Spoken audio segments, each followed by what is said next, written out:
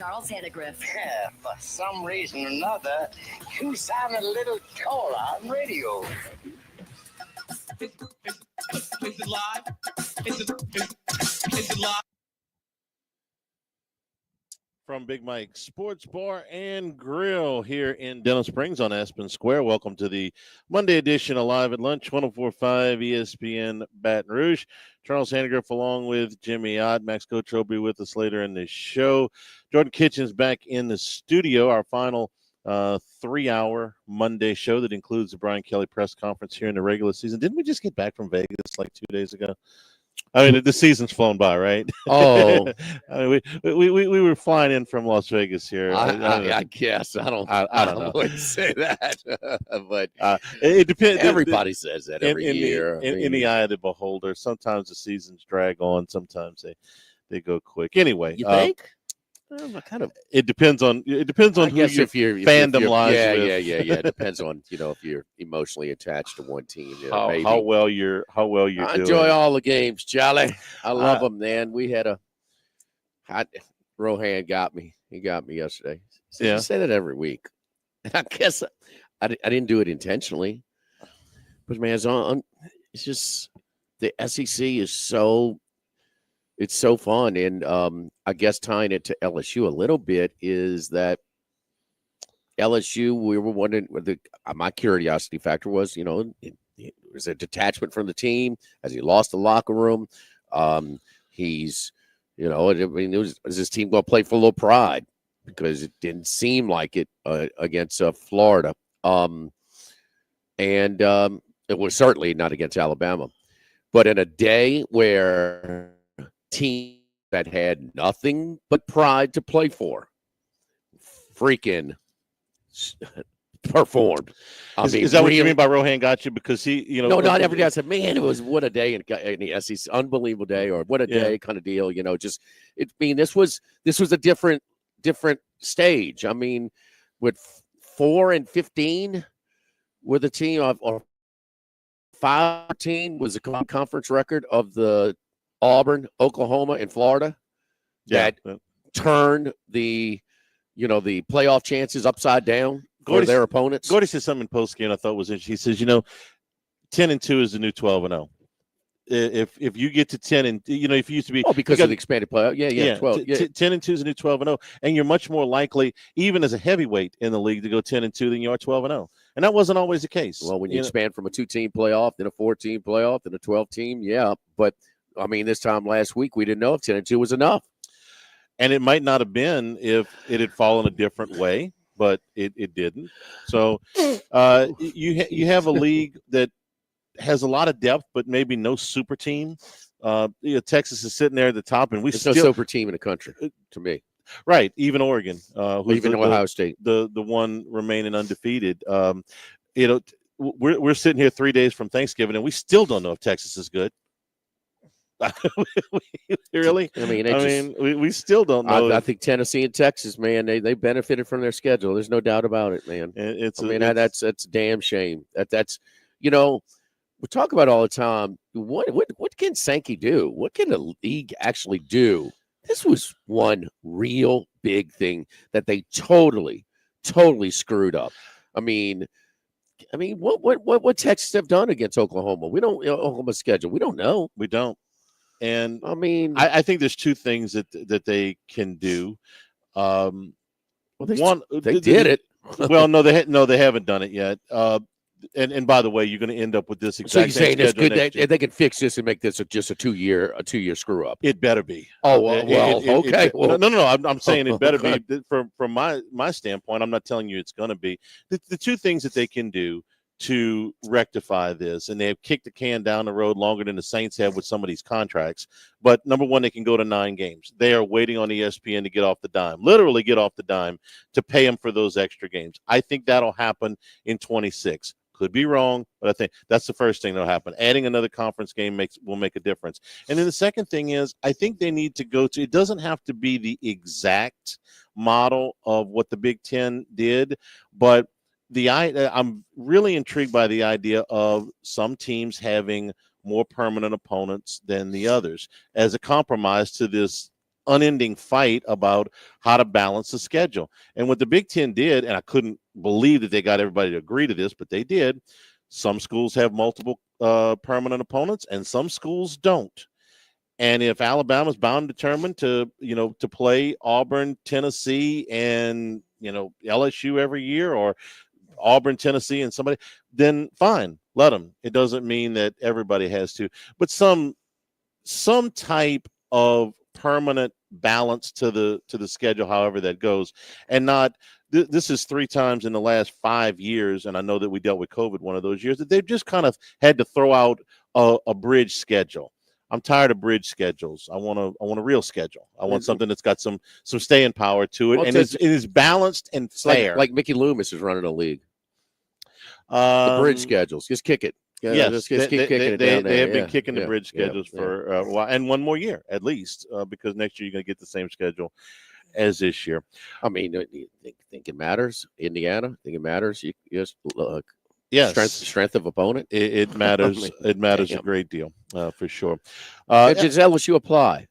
Because Vanderbilt's not playing for something, but Vanderbilt is one of these capable teams. But did they, did they apply for that? They came to play. Yeah, was the stadium a little bit more fired up than you expected? Yeah, after basically your realistic goals are done for the season, you got very nice attendance, and they stayed. I don't know how many, but booze right after the beginning. Come on, man! Right after the beginning, and that's why Kelly. Okay, he's a paid professional. I guess they're all, but Nussmeier, really? Listen, really? Don't act like this is anything new. I sat in that stadium as a student and watched him and listened to him boo Tommy Hudson. So, who at the time was the most accomplished SEC quarterback ever. He had thrown for more yards than anybody ever in the history of the conference. They booed him. So, I wish they wouldn't, but que sera. I thought, though, that to that end, the first drive was the most important one. The first drive after Vanderbilt's touchdown, they come out and you're waiting, right? What kind of effort are you going to get? What kind of focus are you going to get? And what happens? 3-0 out the chute, coverage breakdown. You get a long touchdown for Vanderbilt. Kickoff comes down short. Blocker gets blown up. Back gets thrown down on the 10-yard line. Vanderbilt. You throw that term around loosely. The person in charge of getting in the way of the coverage units, if you prefer that, gets blown up. And they start at the 10-yard line. They're down 7 points. Nothing is going right in a month. And Vanderbilt's got the momentum. And they responded with the 90-yard drive for the touchdown. I thought it was the most important drive of the night. They go 3 and out there. I don't know how this game goes down the rest of the way. It was a good performance. They kept the penalties and the turnovers to a minimum. They let Diego Pavia loose twice. The first play that we just talked about and one long run. Other than that, they kept him bottled up. I thought the ends did a good job in containment.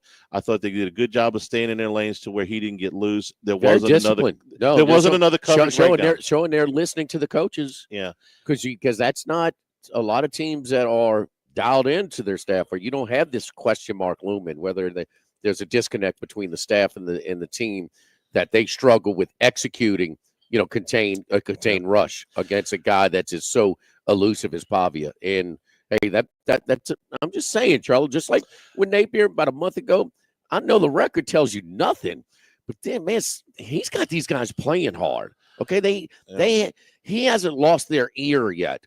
That's to me, that's the biggest thing. And it's hard to do when you got a losing record. It's harder, but it's hard to do when everything's going good and you're really excited to go to practice and all your team goes ahead of you to execute a contained rush against an elusive guy like Pavia. So that's a sign, man. It's not. There's still because there was a national narrative on Saturday morning leading into college football. Man, something's going on down there in Baton Rouge. The other thing about this game that was a carryover from the Florida game was a continued commitment to the run game. And they were able to run it for almost 5 yards a carry. They were able to keep pretty good balance. It was 37-29 as far as pass to rush ratio. And I think when they write the epilogue of this season, Brian Kelly's one of his big regrets will be that they got away from the run game too soon in this season, that when they were not having success, that they didn't keep after it a little bit more. I don't know if he's physically calling the plays himself, but you can tell the play calling in the last 2 weeks has been Charlie, significantly different. You can do that when the game is still in the balance, and the game was certainly in the balance against Florida. The game was tight the whole time until the guy busted the last run. Right. Okay, but just like the Rams game last night, once they got Saquon busted that ball, then it was then they were one dimensional. They couldn't just stay committed to the run. So against Alabama, you may get away with it in that box score, but you can't still stay committed to the run when you fall behind. And that was the deal with Vanderbilt too. He fell behind 7-0, but that game was within reach. I mean, that was it. Or you had the lead the most. I'm just being fair. No, but I mean, you're saying that, but the Alabama there's points in the Alabama game that's done. No, in the Alabama game. Yeah, okay. But that's the outlier. That's the only game they got blown out. Yes. Okay. Yes. Now they fell behind 17-0 in South Carolina, but it was very early in the game. The rest of these games, the A&M game, the Ole Miss game, South Carolina was 7 or 2, one score at half. It was 17-0 in I know, the first quarter. At half, it was 24-16. Okay, South Carolina. Game, so but just enough to and I can't. The Alabama game is what was your balance in that game? In the South Carolina game, you had a good game in that game. They were 40-32. That's good. Pass rush. Fine. That was fine. I think he'll feel like, and I know this because he said this as many times. We put too much on Garrett Nussmeier at times. We've forced him to make too many plays. A little bit too much has been on that. I think the balance has been better the last 2 weeks, and you got to have faith. The key. You've told the story 100 times. 2000 season when LSU couldn't run the ball at all. Saves that. No, we're going to keep at this until we develop a running game. So I think he'll probably look back, do a little self-scouting in the offseason and say, did we get away from that a little bit too much? USC, they got away with it. I thought they tried to try and lean on him in the second half. They just couldn't. I mean, they actually ran the ball in the second half against USC. What games are you talking about that they lost their balance? The A&M game, when it started to turn a little bit on them. I thought it turned on them like a little. 3rd and 2. Yeah, the big play was. I mean, they didn't. Yes, okay, all right. That one.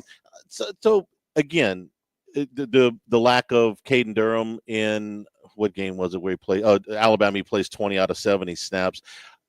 Just a little self-scouting. I think that they will probably do that. And Kelly's comments. Besides A&M game, I mean, where were they out of balance when a game was competitive? I would say a little bit in the Ole Miss game. They were out of balance. They were out of balance in the first half of the Alabama game when it was still competitive for a half. They had an opportunity to get down, and when they got in the red zone, they throw the interception that would have cut it to a one-score game. This is not a perfect analogy. You want a more balanced team, and at times that they just couldn't run the football, and it led to more turnovers, and it led to too much pressure on too pass heavy against Alabama. Not in the second half. They didn't have any choice. No, that's what I'm saying. In the first, I thought so a little bit. At any rate, they get the win. It's a good win.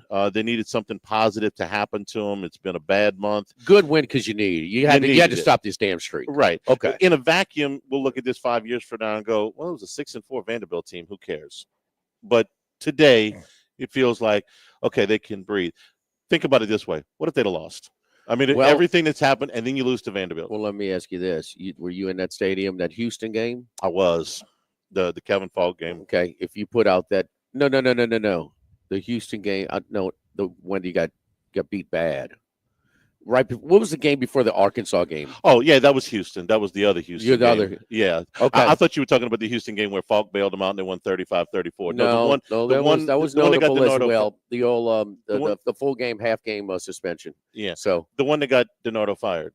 Yes, I was. Yes. Didn't they go right down the field and then they kind of just shut it down? Yes. Yeah. Okay, lost like 34-14 or something like that. 27-7. 27-7. 27, something like that. Yeah.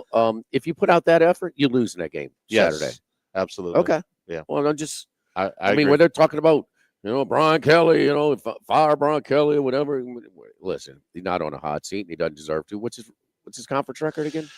16-7 now. 16-7, pretty good. 16-8 if you count the SEC championship game. Who's in the last three years? Who has a better record? Kirby Smart, Alabama, Kirby. Okay. Smart, Josh Heupel, I think, is right there with them. So Heupel's about 16-8. Right about it, yeah. Okay. And, is he getting fired? No. Okay. No. I think Ole Miss is probably a Lane's got to be right there. A game or two, one we way talked or the about other. his bet. Yeah. Can we talk about them? We're going to. we got a 3-hour show. Yeah, but it's right there. It's in that. It's not Georgia, obviously, and it's not Alabama, but it's. Is Lane getting fired? No. Okay. Can we just do the coaches that got hired with him? Napier, Venables. No, we've done that. That's no contest. Riley, that's no contest. Yeah. Neither one of us think that firing him should be in the conversation. Shouldn't even be a discussion at this point, and that's regardless of the buyout. So who back to the scheduling in the league? Where Oklahoma is still in the appreciative, still sending fruit baskets to the league for extending the invitation. Are they? Is their seat warm enough to say, "Hey, man, come on, bro, really? Y'all want to even this thing out?" They're not quite SMU. They get a full share of the money. Okay, but can they? Do they have a voice at all? I mean, because is it Castiglione? The AD at Oklahoma. I mean, who's getting the brunt of this the worst? Come on, Oklahoma. I mean, because it is 50-50, okay, and then you go from there. As good as weak as Texas' schedule is, that's how tough Oklahoma. I mean, it is. I mean, here it is. They play each other, and then 7 to you, 7 to you. So I mean, if it's say an 8, we'll go an 8.7 for one team. It's a 1.3 week schedule for the other. Okay, it's they get in the brunt. And I mean, it's a pretty damn proud, history-rich program, bro. To just act, to treat like, this is like what SMU maybe should have gotten. No, y'all really want to buy your way in? You get this crappy schedule too. Good luck. Oklahoma got all the money, but they got the short end of the scheduling stick. I can't. So they don't have. Your boy doesn't have a. Hey, Sankey leg. Come on, bro. They agreed to this, and I think with the they agreed to join the league, dude. Come on, man. This is BS. Come on, Charlie. What you? I'm not trying to defend them. Why are you getting mad at me? Because you're trying to make sense of it. This is kissing Texas ass. Okay. Well, why does so many people talk about not kissing their ass? Because they have been treated like a privileged character, a tiered revenue distribution, the whole thing. When you think Nebraska runs their athletic department in an impulsive way? Hell no. It was so bad they said, "Man, we're going to the Big Ten. We are not a fit in the Big Ten, but we're going there." Yeah. You know what I mean? So why do we keep saying it? Because it's been done before, and then you do it again. This thing, and don't tell me I started talking about this Wednesday. You started talking about this in June. Okay. As soon as the schedule came out. Yeah. And it's going to be that way next year, except they're going to flip the home. You're committed to next year. I get it. Yeah. I get it. Okay. But beyond that. Jimmy, who's bitched about this?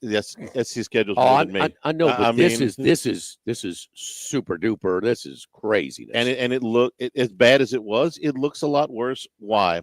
Because Oklahoma wasn't any good. Okay, Oklahoma was supposed to be a top 20 team at the beginning of the season. Oklahoma's a win total. They had no chance with that. They were like 6.5, 7 was their win total.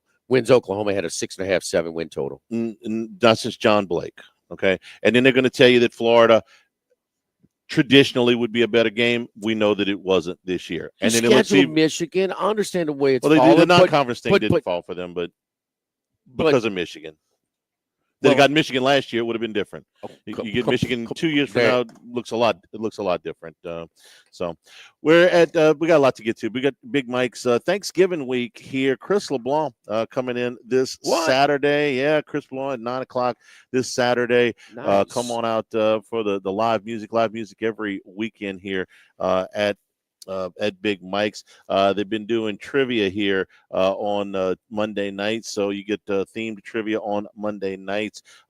Plus, of course, we're getting towards the end of high school football, but they're still open late on Friday nights. They will be closed on Thanksgiving Day, but come on out any day for a great happy hour. It starts at 3:00. Real discounted prices, not just a happy hour on the marquee, but $2.50 beer, domestic bottles and draft, $4 wells and $4 wine. Those prices are good all day on Sunday. They start at 11 a.m. on Sundays. So if you want to come out, watch the NFL, college football, college basketball, not college football on Sunday, but college basketball on Sundays. Get out here at Big Mike's starting at 11 o'clock. We're on Aspen Square here in Denham Springs Institution, Big Mike's Sports Bar and Grill. This is Live at Lunch, 104.5 ESPN Baton Rouge. Live at Lunch. This is Charles Hanagriff for Supreme Rice. We always ask you to support our Louisiana farmers. Well, Supreme Rice has a long history of working with those Louisiana farmers in developing and maintaining sustainable farming practices. And now their Climate Smart program supports farming practices that reduce methane emissions and support water conservation, positively impacting the longevity of rice farming for future generations. So the next time you shop for rice, make it Supreme Rice. For more information and great recipes, go to supremerice.com and look for the Climate Smart logo on Supreme Rice bags coming soon. In Louisiana, it's not if you're going to need a home standby generator. The question is when. Optimized Generator People are Louisiana's largest and best full-service Generac dealership with 4 locations covering all of South Louisiana from Lake Charles to Slidell. And they only do one thing, home standby Generac generators. Prepare now so you can stop worrying about not having emergency power when you need it. It's optimized. GeneratorPeople.com, GeneratorPeople.com. Whoa, it's you, the Capital One Bank guy. That's what they call me. Mind if I get a selfie? Yeah, sure thing. Say no fees or minimums on your Capital One checking account. Wow, that's a keeper. So, where are you heading? I'm off to spread the good news that Capital One helps people keep more money in their wallet with no overdraft fees. Oh, you're the best Capital One Bank guy. Hey, mind if I get a selfie? Sure. Say, Capital One, what's in your wallet? Terms apply. See CapitalOne.com/bank for details. Capital One NA, member FDIC. All right, gentlemen, this is Emmett Smith on behalf of Depend, and I've got the perfect play. Run straight to your doctor's office for a life-changing kit. Because when prostate cancer is caught early, it's up to 99% treatable, and one blood test might be all it takes. And now through November, Depend is donating to the Prostate Cancer Foundation for select purchases. Talk about a great play. From September 1st to November 30th, Depend is donating 40 cents to the Prostate Cancer Foundation for Depend Shield Guards Real Fit products purchased in the U.S. up to a maximum of $300,000 void in Mississippi. Get your home holiday ready with Cajun Soft Wash. They can remove dirt, grime, mold, mildew, and make your home shine just in time for festive gatherings. You never have to lift a finger. Let Cajun Soft Wash get your home and roof sparkling clean this holiday season. Book now at CajunSoftWash.com. Winter roads ahead. Save big this Black Friday at Shawbills Tire and Auto Service. From November 23rd through December 2nd, get up to $60 back by mail when you buy a set of 4 new select BF Goodrich tires. Plus, get free installation, a $118 value when you use your Shawbills credit card. Visit ShawbillsTire.com to shop BF Goodrich tires and for complete offer details. Shawbills, we keep you rolling. Offer expires December 2nd, void where prohibited, subject to credit approval. Twin Peaks is the best in the game. Here, it's bigger game days and bolder fight nights. I mean, where else can you find a scratch kitchen that always comes in clutch? Every day, from lunch to late night. Only at Twin Peaks, the #1 sports bar. By now, you know that we do our show every other Tuesday at the Crown Sound Room at Dozy Place. The Crown Sound Room is ideal for larger groups, or if you just want to watch the game on one of our 3 large TVs. The tamales are the most popular appetizer, but don't forget the seared tuna with the sriracha glaze for the perfect blend of sweet and spicy. You can't go wrong also with the flash-fried oysters or the shrimp. The porterhouse is the perfect steak to share. Strip on one side, filet on the other, prepared at different temps if you like, bone in to maximize flavor. Dozy Place on Government Street, just off Acadian in the heart of Mid-City. Whatever you're into, Mercedes-Benz of Baton Rouge has an SUV for you. College football tailgate you. Weekend getaway you. Kids sporting event you. Modern, practical, smart. Our family of SUVs has you covered. This month, we invite you to come drive the GLC 300 and take advantage of the lease offer of $529 per month while inventory lasts at Mercedes-Benz of Baton Rouge. Only for qualified buyers. See dealer for further detail.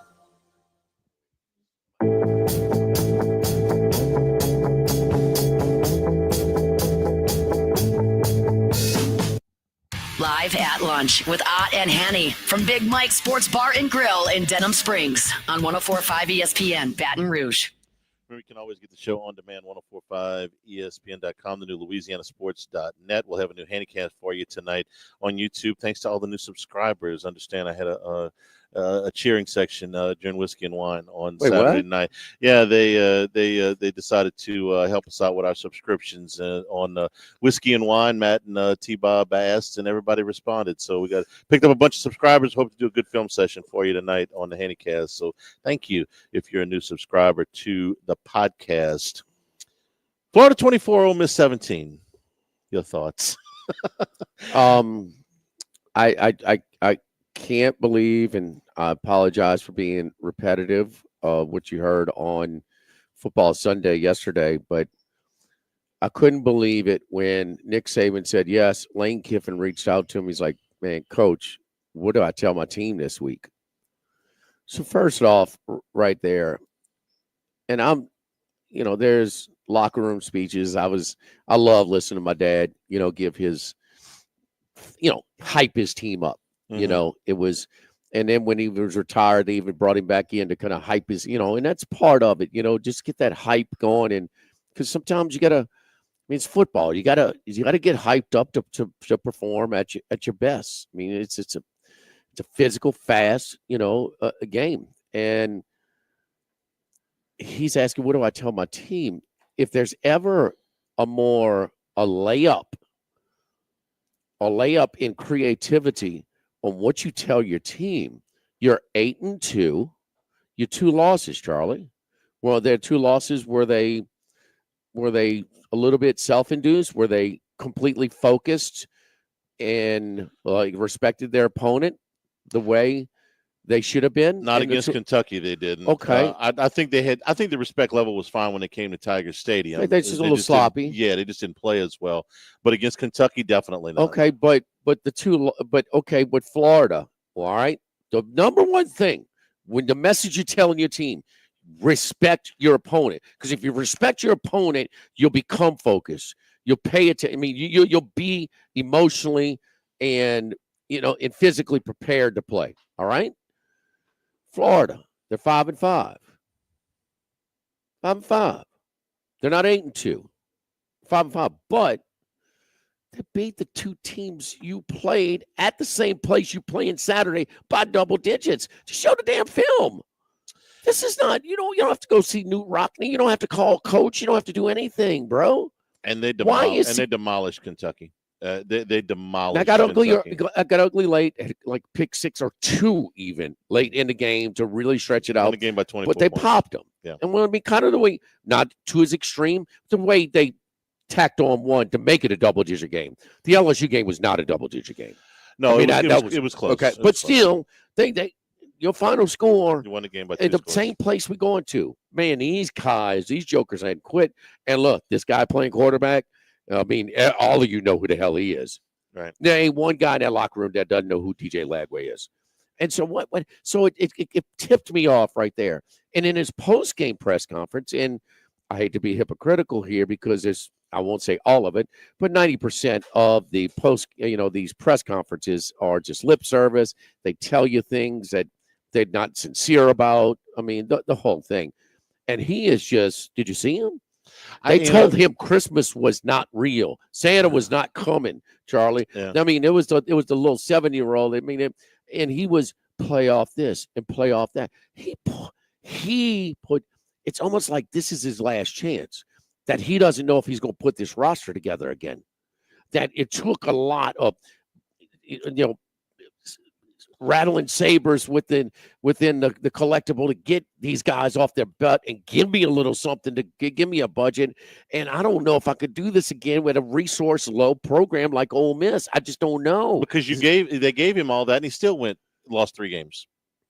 You go back to that boost last year. Yes. And say, give me this money. We can win. Yes. And then you give it back. Yes. Go back the next year. Man, I gave you all that money last year. You still lost 3 games. Like he's almost got to start over. Mm-hmm. Yeah. And they played like it, man. And I'll have to tell you this too, but it was just, is a team a reflection of the coach? If the coach feels it, does it fall upon them? I think it did. But for 3 quarters, and I know the narrative, and what the highlights they're showing? They're showing the first touchdown pass from Dart to Harris. Yeah.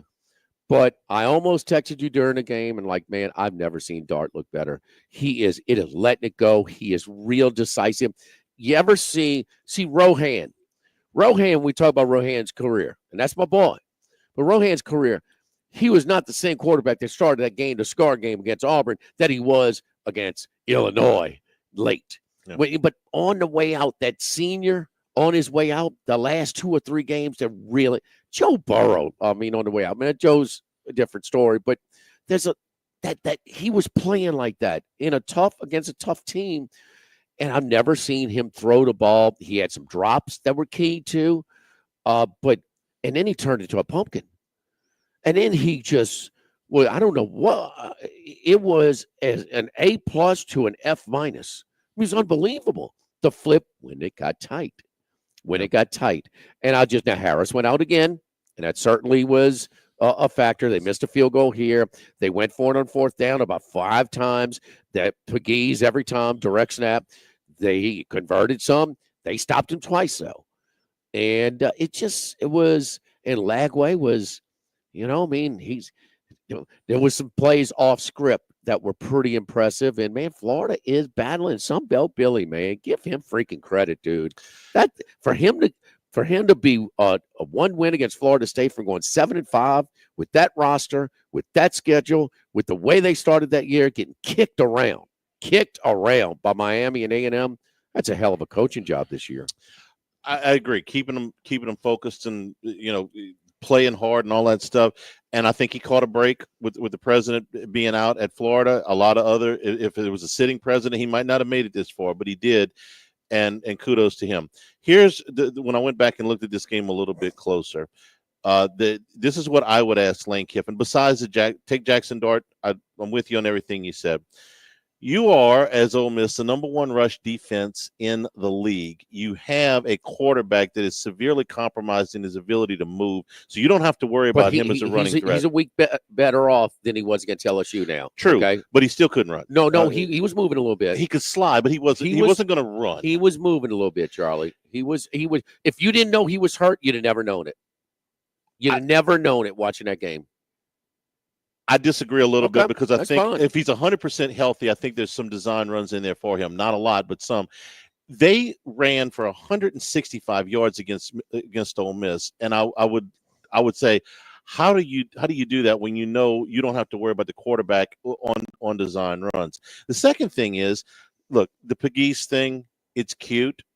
Down at the goal line, they've been successful with it. It's a little too predictable, and when you're predictable, you're easier to defend. His defensive tackle had 6 carries. All of his running backs combined had 4. Okay, at some point, let the running backs run and let the defensive tackles defend. I don't mind this here and there. He only did it on short yardage. It was all the 4th downs. How many 4th downs do they have? Well, they missed 2 inside the 15-yard line with him. Those 2 I know. I don't remember exactly what the stat was for the game for 4th down. They were 2 for 4. So the 2 that they missed were down inside the 15. He carried it 4 times? He carried 6 times. He was 3rd and short. Yeah, they ran it back to back. Yeah, they made back to back. Yes. You look up and you say, okay, in a 1-score game, your running back's got the ball 4 times. Now, the quarterback runs a lot for them. Dart did. Always has. And I certainly don't want to take that out of the game. And Dart ran tough, too. And he did. Ran behind his pads, man. No argument. That's another part of his game where he was, even when he was pressured, he was kind of buying the first 3 quarters. He was buying time, and then when he would tuck it and run, he was playing his ass off, really. He really was. It's an easy target because the 4th quarter, he was awful. Yeah. But, man, it was just a flip. It was this just saying inconsistent quarterback playing in the SEC. Yeah, even game to game. It's unbelievable, especially on the road. But once you get past the quarterbacks, run the football, stop the run. Charles didn't do that very well. You say stop the run. It's not like they weren't trying to stop the run. No, I get it. No, Charlie, give Florida credit. They weren't getting rushed. I give Florida all the credit in the world. That offensive line and that guy running that ball, that's a respected defensive front. And if you want to be in the upper tier of the Southeastern Conference, you got to play better run defense than that. That's what we heard in the summer, right? Ole Miss has finally got the linemen to do this. Well, no, but that's just not getting it done. That's just Florida that's at the line. Has Ole Miss's front gotten a little tired? But they have a rotation, possibly. I mean, it's not just. I mean, it's just Florida. I mean, it's football, man, and they're still kids, and you don't know who's ready to play and who wants a little bit.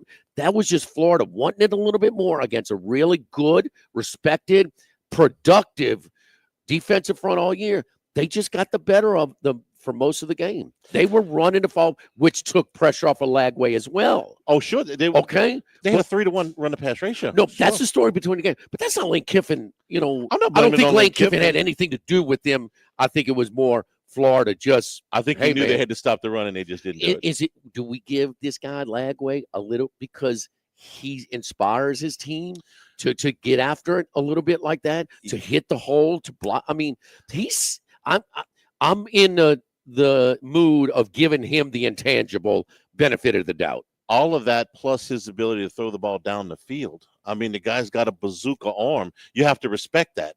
Even with the injury, you got to respect his ability to throw the ball down. And off platform too. Yeah, like he's leaning here, he's being crushed here. He can throw off platform as well. He's a dude. He's a dude. But Charlie, I don't. That's just Florida being a tougher out right now. Then I say, well, Ole Miss just didn't come to play. I don't think Ole Miss didn't come to play. They got beat. They got beat. If they'd played this game in September, Ole Miss would have probably won. But man, when Pegues is in there, direct snap. I mean, this is come on, Kiffin. This is just. I mean, your defensive tackle had 6 carries, 2 of them on 4th down inside the 15-yard line. You didn't make either one. Florida was. He got him a couple times, and then they hit him, and they were like, you're not hitting him with one guy and stopping him. But they were rallying. They were just playing so hard. It's what football's all about, man. And what to play for, really. The coach already got his job. He kept his job. Okay, we're playing for the Sunkist Bowl. I mean, whatever it is. You're playing mostly for pride at this point. We're brought to you by Louisiana Health and Injury Centers, helping you deal with pain. Dr. Michael Goff and his staff done a great job for us over the years. Back pain, neck pain, shoulder discomfort, knee problems, old automobile accident injuries or old sports injuries that are flaring up on you. Let them ease your pain. They can take you in, and they're going to target those problem areas, get you into a program that makes sense for you. The exercise and stretches that they gave to me made all the difference in the world. But if you do need a dry needle or electric nerve stimulation, cryo or ultrasound therapy, they can help you out there too. Airline Highway, Plank Road, Jefferson Highway near Drusilla. Dr. Michael Goff, Louisiana Health and Injury Centers. Live at Big Mike's Sports Bar and Grill. Live at lunch, 104.5 ESPN Baton Rouge. Live at lunch. Electric Man of Baton Rouge is here to help with 24/7 residential and commercial electrical services. With years of experience, Electric Man aims to deliver fast and dedicated electrical services without compromising safety, quality, and integrity. Licensed and insured professionals to do the job for you worry-free. Electric Man offers guaranteed appointment times and free estimates, offering veteran and senior discounts also. Find Electric Man at electricmanbatonrouge.com to schedule your guaranteed appointment time. electricmanbatonrouge.com, 225-800-7065. Brandon Holly here. Did you know Relief Windows is the window, door, hardy plank, and vinyl siding and interior shutter headquarters of the Gulf South? That's right. For nearly 20 years, we have provided you with a lifetime guarantee. Relief from the heat, cold, storms, and sun. So go where thousands have gone to upgrade the exterior and the interior of their homes. ReliefWindows.com. That's ReliefWindows.com.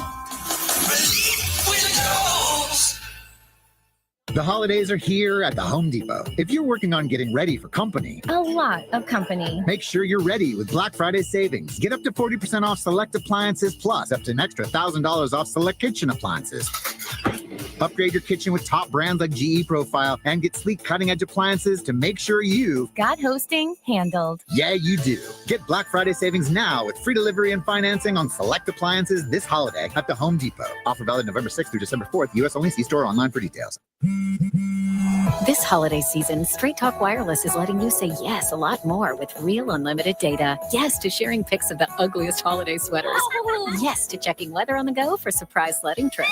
And with a free phone at sign up, let the yes-tivities begin. No way! Yes way. Straight Talk, real unlimited data. Available at Walmart or straighttalk.com. Offer valid through 1/5/25 while supplies last at participating stores. Taxes and fees apply. Requires in-store activation on select single line plans. Limit of 2 phones per customer. For network management practices, visit straighttalk.com. Please consider making a donation locally through St. Vincent de Paul that truly helps people in need. If you have a boat, car, motorcycle, RV, clothing, housewares, or furniture you no longer use, please consider donating it to St. Vincent de Paul. This donation could get you a tax deduction. Visit svdpbr.org.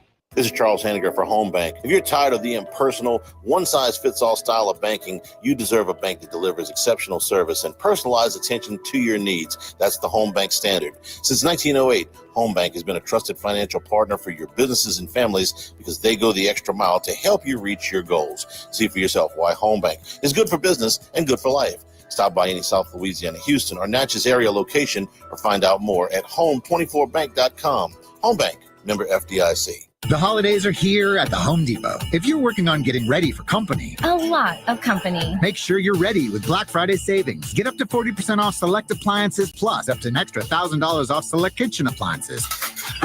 Upgrade your kitchen with top brands like GE Profile and get sleek cutting-edge appliances to make sure you've Got hosting handled. Yeah, you do. Get Black Friday savings now with free delivery and financing on select appliances this holiday at the Home Depot. Offer valid November 6th through December 4th. U.S. only. See store online for details. This holiday season, Straight Talk Wireless is letting you say yes a lot more with real unlimited data. Yes to sharing pics of the ugliest holiday sweaters. Yes to checking weather on the go for surprise sledding trips. And with a free phone at sign up, let the yes-tivities begin. No way! Yes way. Straight Talk, real unlimited data. Available at Walmart or straighttalk.com. Offer valid through 1/5/25 while supplies last at participating stores. Taxes and fees apply. Requires in-store activation on select single line plans. Limit of 2 phones per customer. For network management practices, visit straighttalk.com.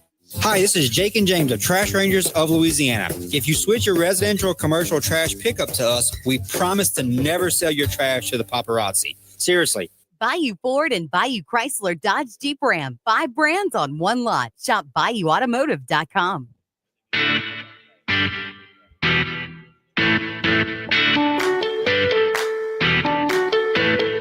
Live at lunch with Ott and Hanny from Big Mike Sports Bar and Grill in Denham Springs on 104.5 ESPN, Baton Rouge. With Big Mike Sports Bar and Grill in for lunch. The Brian Kelly press conference at 11:40, the final one of the regular season. All right, the Oklahoma-Alabama game, probably one of the most surprising results of the weekend. Oh, boy. Not just that Oklahoma won the game, but Oklahoma won the game by 3 touchdowns, and they forced Jalen Milroe into 3 interceptions. This is the first time Alabama hasn't scored a touchdown in a game since the LSU game in 11. That 9-6, war of wills back in Tuscaloosa. And they'd fall to 4-3 in the SEC and 8-3 on the season. You seem to have quite the pulse for the mood over in Tuscaloosa these days. What? I know what I think. I'm curious what but you I'm being think. very sensitive and caring to my son, the Alabama student, Charlie. Uh-huh. No, boy. Not in this house.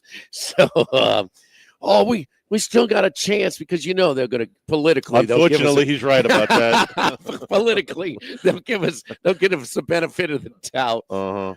This pisses me off as far as LSU staff is concerned. Sure. Come on, man. I mean, make this guy beat you with his arm. Have you heard that before? Yeah. Have you heard that before? I mean, and it's not, and to do it twice. Like it's I have no, when they say, well, you need the half to make a judge. No, you don't, man. Who was it? I think Aranda was probably Aranda and Arnsparger, as good as anybody at LSU's program. One drive, boom, we make it a judge. They showed us something, here, boom, making adjustments. I tell you what, not bad the other night. You got popped for one pop, and let's get sound, and the yards were much tougher for Vanderbilt as well. damn, you don't need a half. You don't need a year. But for him to rush for 4 touchdowns a year before, it's a given. He can run, but can he throw? And he is improved as a passer, but still make him beat you with his arm. And Oklahoma did it. And Charlie, they said we're just gonna run clock the whole game. Once they got to a defensive score and the other one closed for another one. I mean, we have no fear of this guy beating us with his arm. Now, that was a bad call. It was a made-up call. Oh, that was awful. It's 10 minutes to go. It's probably too late anyway, but the score should have been 24-10. Let's be honest. No, that was a complete the illegal touching. I still haven't seen it. What about the other way, Jimmy? Make Jackson Arnold beat you. Hold on. What's the date? 10:45. Yeah. Monday, November 25th. Charlie said yes. Alabama got screwed on a call. Right. Yeah. Right. Write that down. It doesn't happen very often. 20 years from now, we can see with the next one. What about Alabama's defense? Jackson Arnold threw for 68 yards in this game. They ran for 260. How about bunch everybody up and make Jackson Arnold beat you with his arm? Fair. That's fair because they're playing. They're not going to take chances. They're not going to give you the short field. I mean, if LSU doesn't have 11 guys, all the cheerleaders, half the dance team, bring Omar the fake tiger back in and have him in the box on Saturday, God bless, okay? Because if Jackson Arnold throws the ball over my head, I will tip my cap to him. But if Jackson Arnold comes in here and runs for 131 yards on LSU the same way he did on Alabama, then God bless. Okay, because not only did Jalen Milroe thrash you last year, Marcel Reed had thrashed you the week before. So if you don't have a good memory and remember what Milroe did to you last year, you can certainly remember what Reed did to you the week prior. So, yes, it exacerbates our frustration on the LSU-Alabama game tenfold. The defensive approach. Yeah, I mean, no question about that. But you guys went back and looked at that tape more than we did. most. We did. I mean, it was, and there was a lot of the plays that ended up being much bigger than what they should have been were on the safeties. You know, the runs that should have gone for 7 to 10 yards that went for 17 to 25 yards, or in the case of the last one, 72 yards. There was a lot of that, but there was also a lot of. You think Venables had anything to do with their defensive game plan in this game? Well, given that he is a defensive coach his entire life, I would say so. And okay, well, I mean, if he fails, say they didn't give him, he's fired tomorrow. Okay, how many minutes before he gets offered big time defense coordinator jobs at the elite program? Immediately. Okay, so I mean, I'm not going to, everybody, Flowers to Baker earlier, whatever. Now they're trying to. Oh, this just in. They love an assistant coach on the way in and they hate you on the way out. I don't know. I'm saying it's always somewhere in between.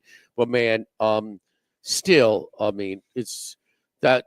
Hey, that's what you do to a run first quarterback. That's what you do. I mean, they were going, and Oklahoma Venables is a good defensive coach. He's done it enough. He's always been stealing the signs are not at Clemson. Okay, I'd like to know a little bit of that. I'm sure a little bit of it is true, but that's not all what he depends on being a quality. And they did it. And damn it, welcome to the SEC, Norman, Oklahoma. That place was popping, baby. They brought it the other night. That place was popping. That's the first time Alabama's ever been there. How?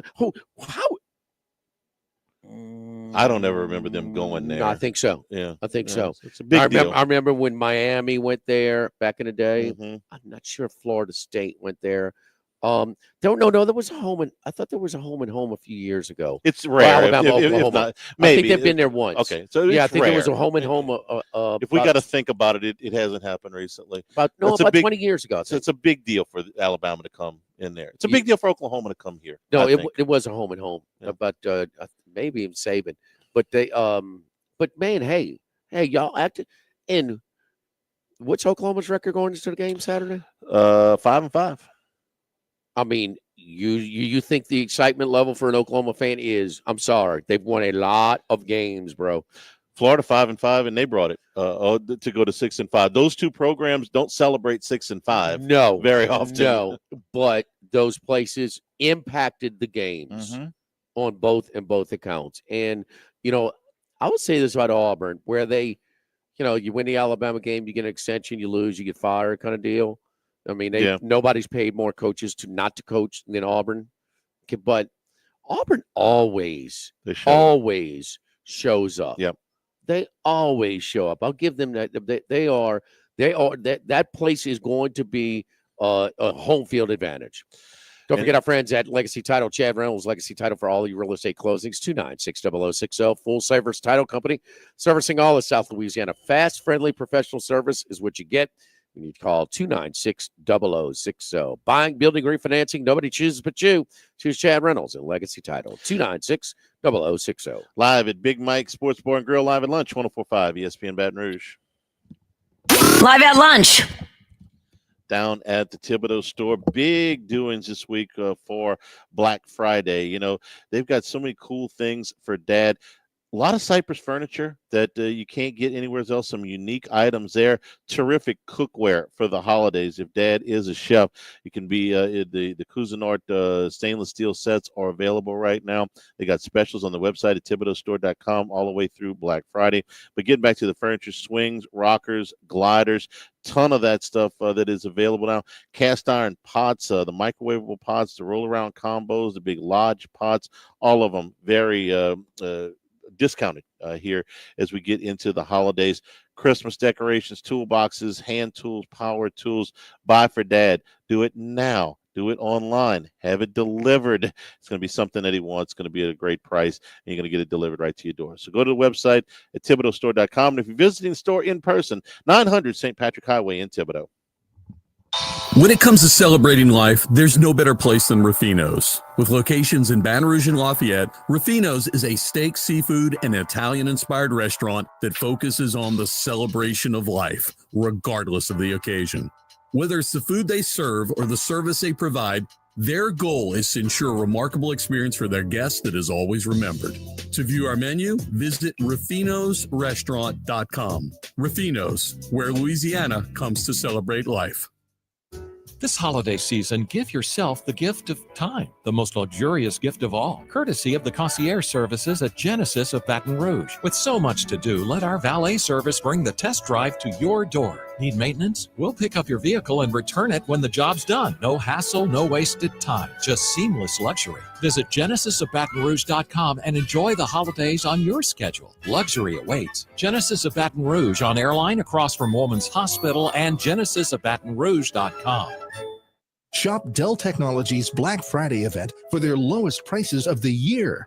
The future is on sale today with limited time deals on select PCs like the XPS 16 that accelerate AI with Intel Core Ultra processors. Black Friday is their biggest sale of the year and the best time to upgrade, but it's only here for a limited time. Shop now at Dell.com/deals. That's Dell.com/deals.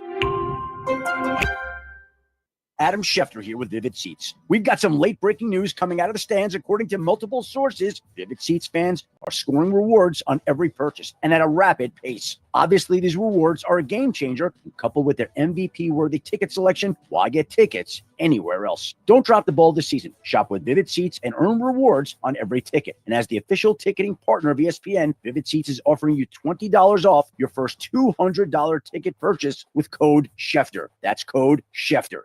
Get your home holiday ready with Cajun Soft Wash. They can remove dirt, grime, mold, mildew, and make your home shine just in time for festive gatherings. You never have to lift a finger. Let Cajun Soft Wash get your home and roof sparkling clean this holiday season. Book now at CajunSoftwash.com. Own a European car? Vex European has lowered their basic maintenance cost on most European models, starting at $99, and this promo is here to stay. Exceptional care at a more affordable price. Plus, no long waits. Book today, get service tomorrow. Visit VexEuropean.com.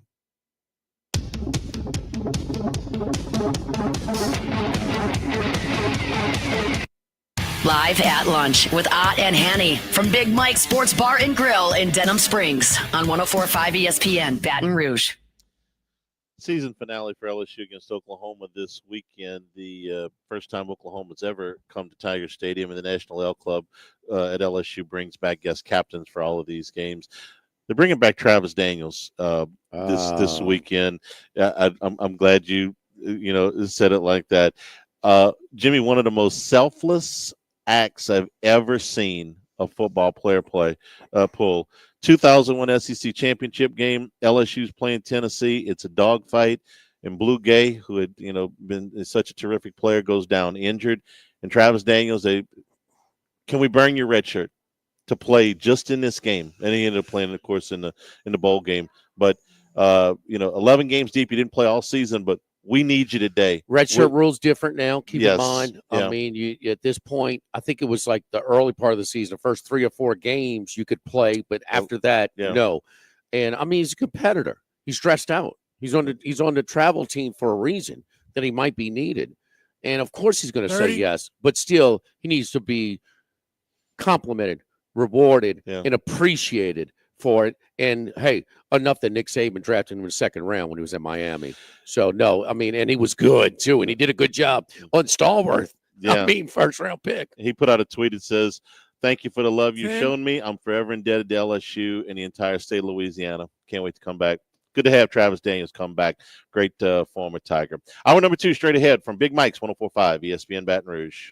Total Maintenance for AC and heating, generators, electricity, and plumbing. One of South Louisiana's oldest and largest AC and heating companies since 1980. Service today, every day. Nobody likes to go to sleep hot. With a full staff in both Baton Rouge and New Orleans, Total Maintenance is an authorized dealer for Carrier, American Standard, Daikin, and Rheem AC units, and Generac and Cummings generators. In Baton Rouge, call 480-1000. In New Orleans, 841-3300. Total Maintenance, your authorized AC dealer. Water is water, right? Not when it's Evermore. Smooth tasting Evermore water is Mother Nature's masterpiece. Evermore is natural artesian water. Maybe you want a healthier lifestyle, a high-end athlete who wants better hydration, or a parent who wants something healthier for their kids. You want Evermore. EVAMOR. Evermore. Available at great local retailers. Yo, Jake and T-Bob here. We've been talking about the All-Star Toyota rentals for a while, so during vacation season, we wanted to remind you about them. That's right. All-Star Toyota has daily, weekly, and monthly rentals with flexible plans and competitive rates that blow the other places out of the water. In fact, you can rent a new Toyota for as little as $60 a day. These rentals are perfect for out-of-town trips, for business, or pleasure. All-Star Toyota, located on Airline at Goodwood. Check out their website at allstartoyotaofbatonrouge.com/rental. People you know, cars you trust. All-Star Toyota. Now, everybody's been to Louis Cafe by campus. Heck, it's been around since over 80 years now. We're still doing delicious omelets like the Mitchell, cheesy grits, big cheesy Lou, and those Louis Original Cajun hash browns. We now offer a pickup window. Just call in your order at 346-8221. Give us 15 or 20 minutes. We'll have it ready for you. Our hours are now 6:30 a.m. to 2:30 p.m., 7 days a week. So next time you visit campus, make it a point to stop by and visit an old friend. Louis Cafe, just outside the north gates of LSU. This is Chuck Oliver. Listen to me as we talk college football all year long, weeknights at 6 on 104.5 ESPN Baton Rouge. It's brought to you locally by Louisiana Turf Company. Visit them at louisianaturf.com.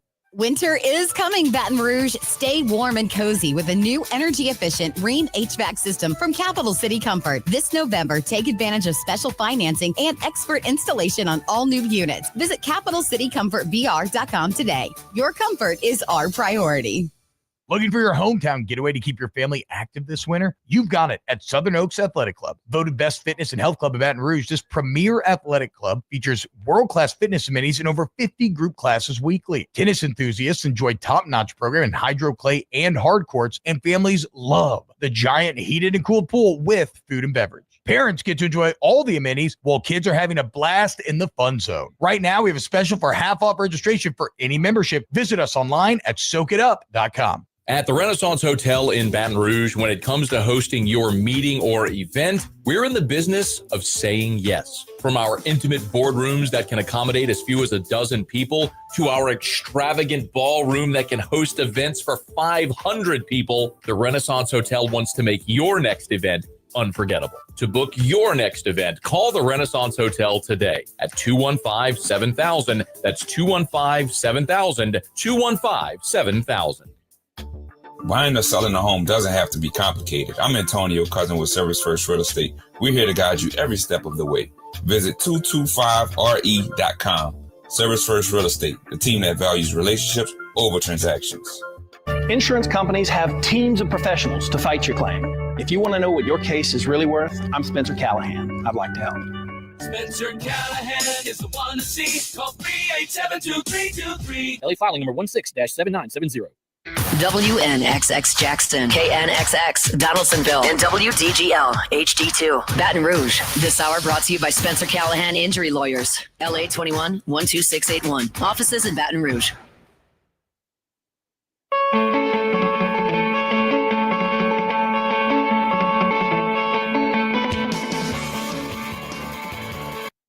Live at lunch with Ott and Hanny from Big Mike Sports Bar and Grill in Denham Springs on 104.5 ESPN, Baton Rouge. Thanksgiving week here at Big Mike, so they're closed on Thanksgiving, but they will have line dancing here on Wednesday night. If you got a little bit of time, looking to do something different the night before Thanksgiving, line dancing there. This Saturday, Chris LeBlanc returns 9:00. Live music from Chris LeBlanc, local favorite here, and of course your happy hour drink prices Monday through Friday from 3 until 7, and all day on Sunday starting at 11 a.m. Coming out watching football here at Big Mike's. I'm a fan of Chris LeBlanc as well, man. Seen him so many seen times. him a number of times. He always puts on a good show. Well, just flexible, man. It just hey, you've done it for a while. You can make it. You do it when you're talented. Yeah, he's got some talent. He's fun to watch, man. He is, and he'll be here this Saturday night at 9:00. All right, let me do some other stories from the college football weekend. Let me start with the game in Columbus. Jimmy, I just ask you real simple: did Indiana do enough in this game? They take the opening. They take their first drive. They go down. They score. They get a goal line stand on Ohio State's ensuing drive, so they turn them away. They're down 14-7 at the half, but it includes a special teams gaffe, with the punter. And there was really one of two special teams gaffes. They had a punt return for a touchdown for Ohio State, plus punter drops the ball inside the 5-yard line to get it at point blank range. That's the second score. Final was 38-15. We know what Indiana's schedule is. It hasn't been good. Did they do enough? You want me to just give you it's a little bit more complicated than that. Well, explain it to me. It was kind of LSU Vandy, but even more so because they stopped Ohio State 3 and out on the opening drive of the game, and then they had a long methodical drive where they did their thing, and they're up 7-0, and Ohio State responds. I mean, This was 7-7, and the play, yeah, you can. It sucks, but I mean, the poor guy. I mean, it's 4th and 15 from the Indiana 30. They're gonna punt, give them the ball maybe at their 30. Okay, 1:47 to go, and the punter, perfect snap, drops the ball. They lose 20. They give them the ball at the 7-yard line. They basically give them 7 points in this play. 14-7, all the momentum in the world.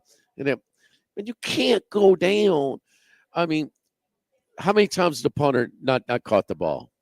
Once. Yeah, without watching, here. Without knowing, probably none. Okay, Yeah. I mean, just so for a half, you're 7-7.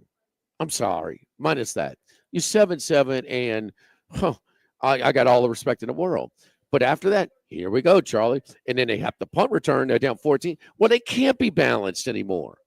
And they're going to be balanced, and they need to be balanced because they're not just a team.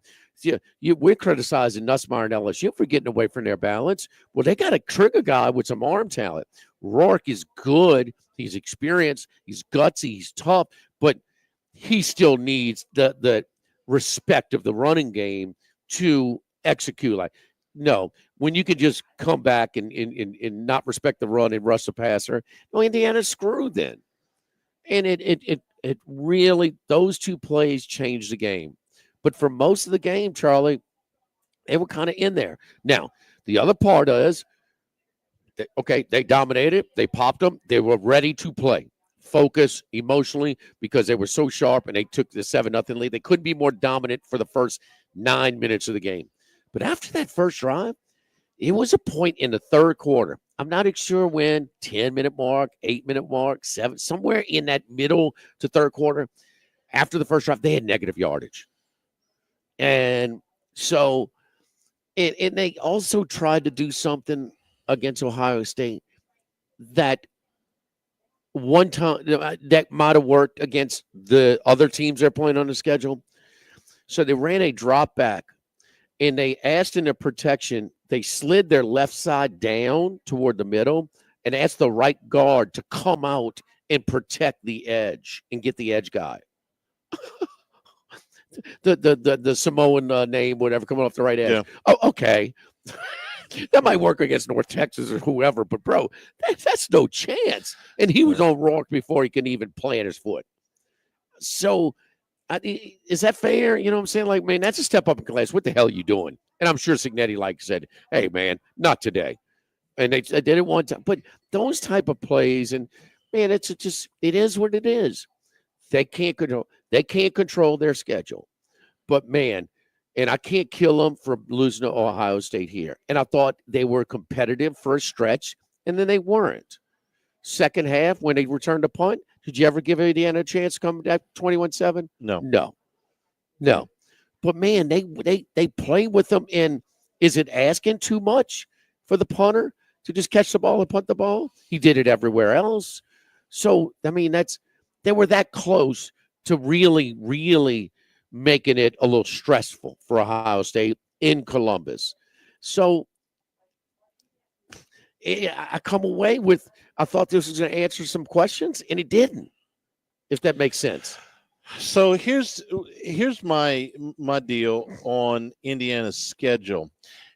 It's gotten a lot better in the last 2 weeks. It may not be obvious, but they had a triple-digit strength of schedule going into last week. They play Ohio State. Now you play Ohio State, and it goes to 51 strength of schedule, which is very respectable, because in addition to playing Ohio State on the road, which is a monster, Michigan, Michigan State, Washington, and Nebraska have managed to cobble together enough wins to help a little bit. Michigan 50-6, and they're going to finish 6-6. Now that's against the Northwestern team, but Michigan State won their game, Nebraska won their game, Washington beat UCLA. They were off this week, but they beat UCLA last week. So they're getting a little bit of help from these teams that are not great, but are not absolutely terrible. If you look at Indiana's strength of schedule, it's better than Notre Dame's, it's better than Clemson's, and it's better than Miami's. And I picked those teams because those are teams that, if they were to lose another game, might be right there on the border with Indiana. So if you're going to jump on Indiana's schedule, you look close. Now they're going to get dinged next week for playing Purdue because Purdue's terrible, but you got to take the whole deal here. We all want to take one side or the other. I mean, watch all the show. Maybe I'm sorry, I'm stuck on this one because you play at Ohio State, but then the other 3 road games within the conference. Okay, go to UCLA. There's like 20,000 people in a Rose Bowl for that game, right? Okay, and 10,000 are Indiana. And you caught them at the right time because they're much better now than they were then. Yes, okay, but I mean, more than half empty. Charlie, when we did you go to that game in Pasadena? No, I didn't. Okay. They raved. I mean, we were like, man, it's kind of lame, huh? No, it's beautiful. The sunset, the weather. No, all that's great. Yeah. Okay. You have to go to see it once. But then it's a lame environment. Plus you caught it on the outskirts. I sat in the middle of the UCLA fans. I sat in the stands and they were like, man, you see, this is awesome when they gave away the free tickets. They were raving about it for the LSU game, and we're like, this sucks. Yeah. Okay, my point. East Lansing can be tough in the right year. Not this year. Okay. At Northwestern in Evanston, they're renovating the stadium. They're playing in a soccer stadium. Okay. And I'm talking about a Breck-esque soccer stadium. And yes, I can say, but they got enough of my tax dollars. It's not Norman, Auburn, or Gainesville this past weekend. No. So it's not. I hate what I do know. This is not deserving where, okay, we're trying to everything conference adjustments or realignment. It's for money, obvious. Number one, money. And the Big Ten's got money. They got big markets. They got that deal. That's fine. But the Big Ten is not on the level of the SEC. It's not close. They may be stronger than the ACC. They may be stronger than the Big 12. They're not the SEC. It's just not. I mean, we talk about 5 and 14 to combined records in those places. You think those were easy places to play? Hell no, man. And they still have rosters, and those teams are trying. Their teams are trying. And so I don't know. I mean, I see my eyes, and I see a well-coached, well-executed, mature team with a lot of experience, and they can play with some teams. But on a neutral, and I know it's going to be neutral, not neutral. Who are you going to take, Ole Miss or Indiana on the neutral? Well, I'm going to take Ole Miss. Alabama. I'm going to take Alabama Indiana, too. But here's where the argument breaks down. Ole Miss and Alabama were both double-digit favorites and got beat outright this weekend. So just because they're a big favorite doesn't mean they're going to win. Okay, but you telling me so was Indiana. I mean, you're telling me if Indiana played Oklahoma or Florida. They were under they're flipped. Charlie, Indiana has none of these games on their schedule. This is just another game. As you said, this is supposed to be your double-digit favorite. You're supposed to win. Man, that was not an easy place to play. Well, I understand that. And if I had to put my money on it, and Alabama was playing this weekend against Indiana on a neutral field Herb somewhere. Street's talking about best teams. I mean, Florida State was more deserving last year. That may be a bad example because of the quarterback injury. But this is a tough deal. But okay, part of this point spread thing is Alabama's favorite all the time. Okay, they were a double-digit favorite at Vanderbilt and lost. They were a double-digit favorite at Oklahoma and lost. Forget the point spread. Who are you taking? I would take Alabama, but I wouldn't be surprised if Indiana beat them. I mean, I wouldn't be like fall out of bed shocked. I was shocked that they lost Saturday. I never dreamed that they would lose it in Norman the way Oklahoma's played this year, but they did. Guess what? You don't know what you're getting from week to week with these quarterbacks. Huh? And Ole Miss, same thing. I didn't think that they would lose at Florida. I didn't think they'd lose at home against Kentucky, but they did. So at some point, well, the Kentucky 1-7. I mean, that's a little different.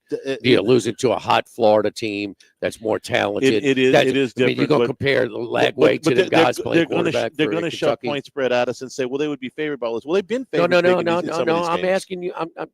Of course, Alabama's going to get benefit of the doubt in their branding. It's about perception and branding. I didn't check the FBI this morning. I'm sure they're number one. Okay. Well, I'm not dealing with that, but right. I'm telling you, you know who the better team. I mean, they just don't have these. Saban's beating the horn on this thing, and before this, like man, Texas, and he's within.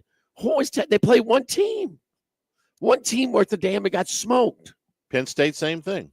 Yes, indeed. And okay, to my point, at Minnesota. Charlie, that was a 50-50 game. Yep. They could have easily lost as they won. I mean, that game came down to the wire. I mean, a true 50-50 game. Penn State got alive. That's not Norman, Oklahoma, Auburn, Alabama, or Florida this past weekend. Minnesota, that's not those places. No, and we all had that. That was almost a consensus on Friday. And I know we want to, I know money. I mean, I don't care. Underwood. We can look at everything on damn money. Okay, it's money, and we'll follow the money, and then we'll go with everything else later. But that playing at Minnesota is not the three places that those teams that fell below Indiana in all likelihood. And I just have a problem. Well, hey. When you get one from the ACC, one from the Big 12, Notre Dame, and your group of five, and then 4 from 4. Man, Big 10 is not as deserving as the SEC for his equal amount of teams in the playoff. No way, no how. I didn't think before this weekend the 3-loss team was going to get in the playoff. Now I'm not so sure. I think that's a very real possibility. What history told us?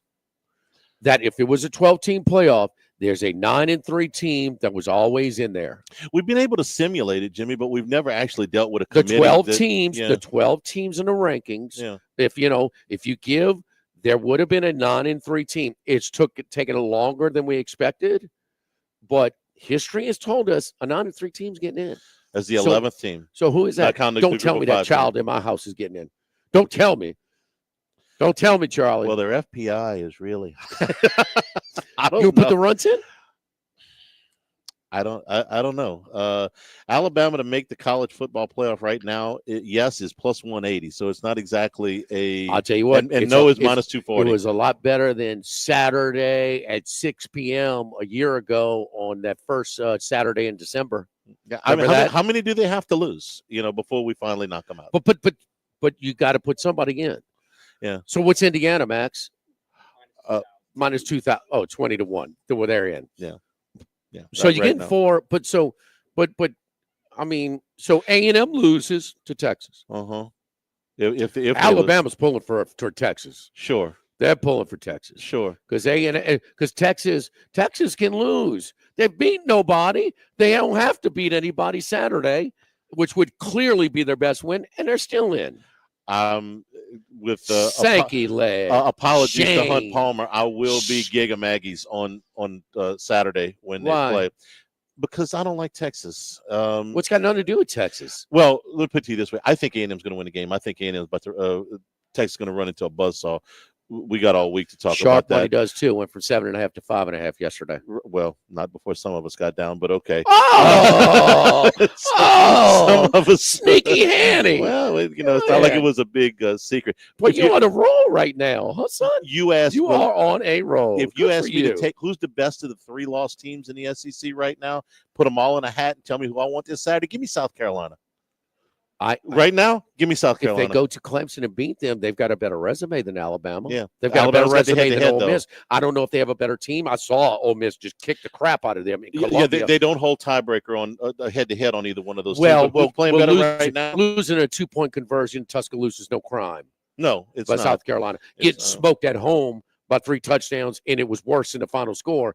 That's indicting. Those teams, who would I want to play less right now? South Carolina. But you are seeing the stitches on the ball. You can actually predict that Meatball Man was going to have a rough time yesterday for the Giants. That one was easy. Don't forget our friends at Los Reyes Mexican Grill on Lee, just off of Nicholson.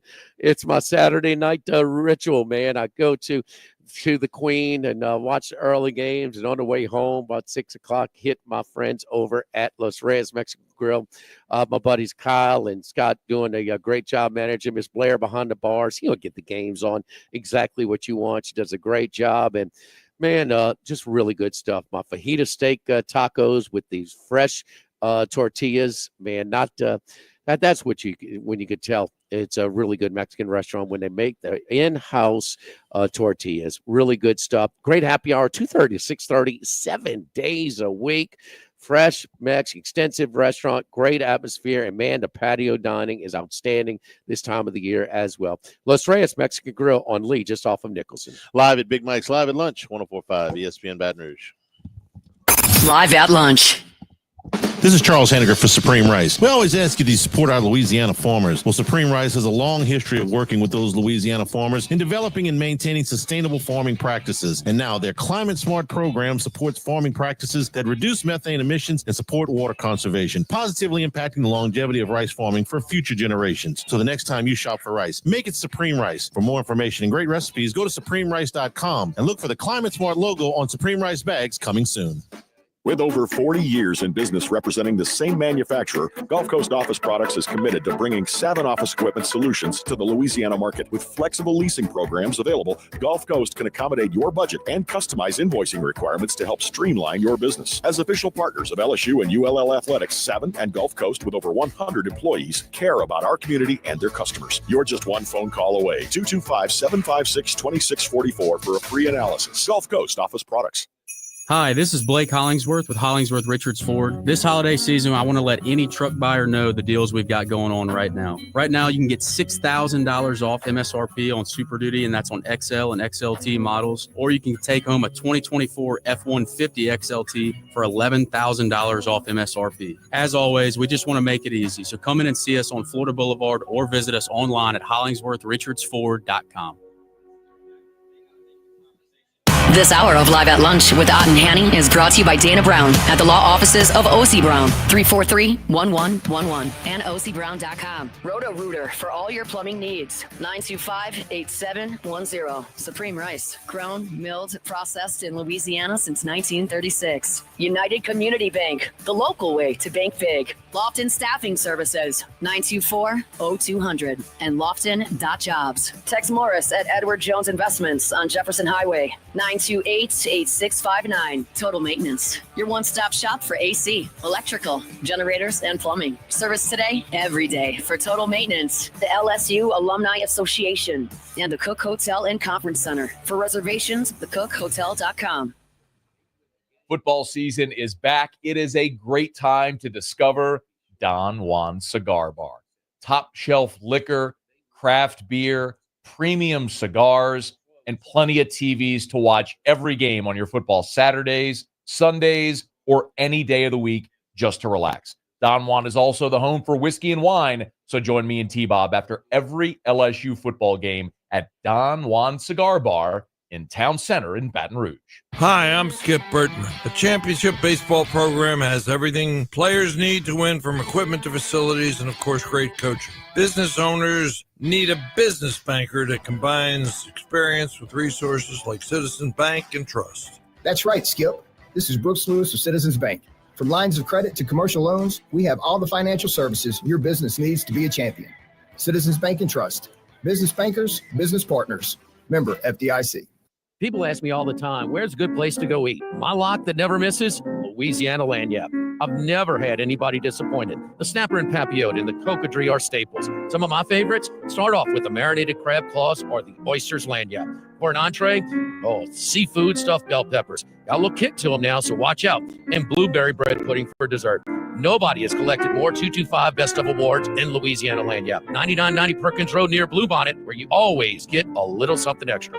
Cajun Soft Wash, Baton Rouge's largest soft wash company, offers top-tier exterior cleaning for homes and businesses. Certified, insured, and locally owned. They ensure safe and thorough cleanings every time. Learn more at CajunSoftWash.com. Boudreaux's Electrical, where every client is a VIP 24/7. No subscriptions, just unwavering commitment to your power needs with Generac home standby generators. Boudreaux's treats you like family, not just another outage. Visit BoudreauxElectrical.com.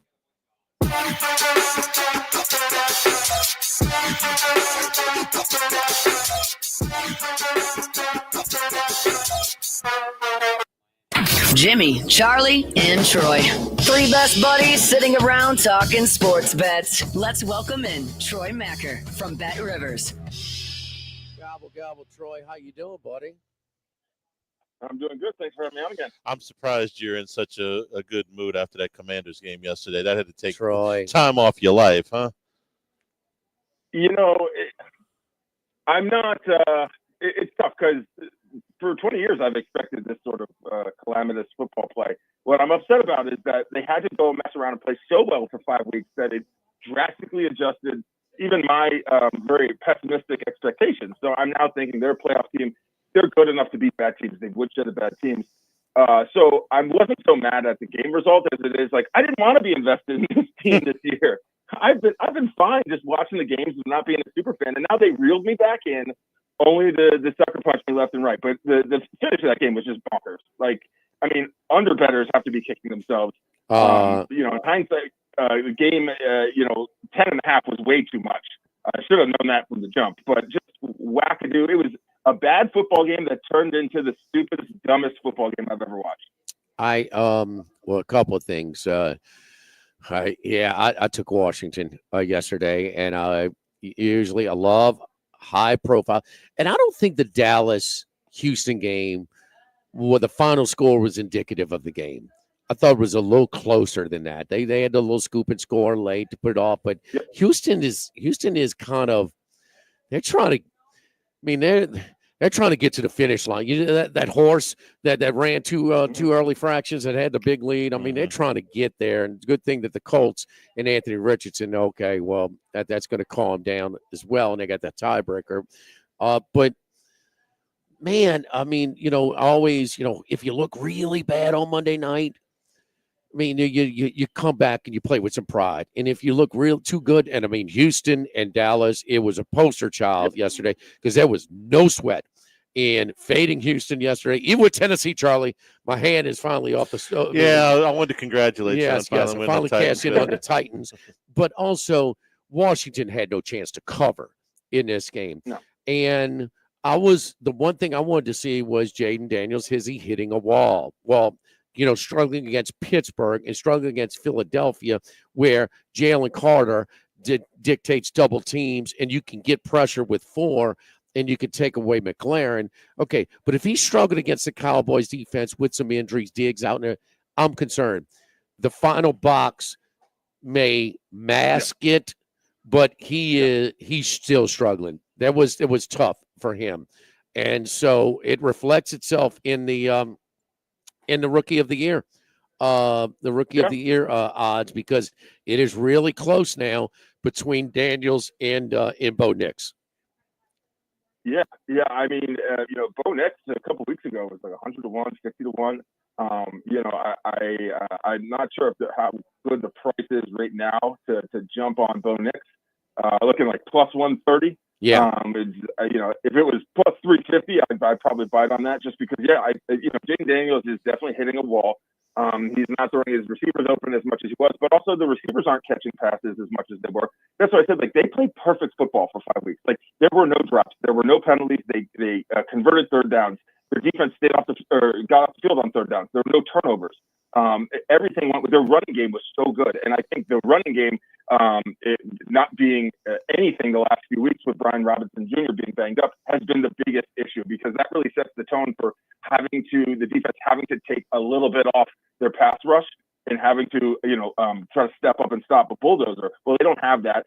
And, Austin Eckler is not going to be running through the tackles. So the team has become far more one-dimensional. And as good as Jaden Daniels was in weeks 2 through 6, he's a rookie who is starting to run out of steam, and the book is out on him a little bit. So there's a lot of things that go into it, but it is, we see this time and time again in many a sport. In college basketball, you see freshmen hit a wall in late January because they played so much basketball, and now there's a lot of tape, and you're getting into conference play, and there's a lot of film study. So the Commanders are in a very, very tough spot, but luckily they have 7 wins. You think 9 can make the playoffs, even though the NFC is deep.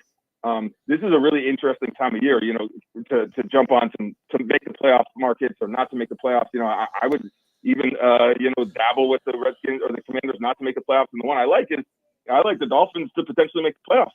Yeah, a really weak schedule, in a bad AFC, and their team is healthy. So if you can find those odds on the Dolphins to make the playoffs, they're certainly not winning the division. But this is a really interesting time of year to jump in on some futures markets. All right, Daniels is still the favorite for Rookie of the Year, but it is tightened up considerably, minus 170, minus 180. Bo Nix about anywhere from plus 130 to 150. But Troy, relax, okay? I mean, there's still a lot of positive things happening for Washington. Yeah. Jaden Daniels has the talent to progress. He's still got 9, 10 starts in his career, and or 11, whatever it is. I mean, he's going to be fun. They still may make the playoffs, but damn, if you're not still, come on. Do you want to go back to the last year, to the last 20 years with that piece of crap of an owner? No. Come on, man. I just wasn't ready to spill my heart out in week 4 for this team. I wanted this to be a recalibration year, even for my fandom, and they pulled me in right away. And now I'm unready to see another collapse. I was just ready to sit back and enjoy the progress and take the lumps.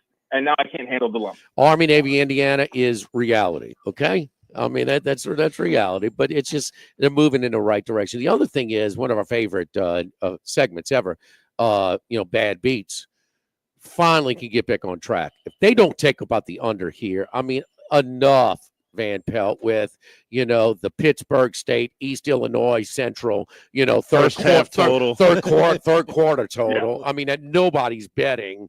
Okay. This one, how many points did they score in the fourth quarter yesterday? 41.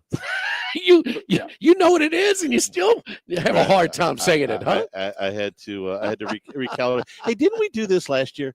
We had a ticket on Jaden Daniels, and we had to hedge with Bo Nix. Didn't we do this last year? Yes, very good, Charlie. Very good. Yes, worked out. Yes.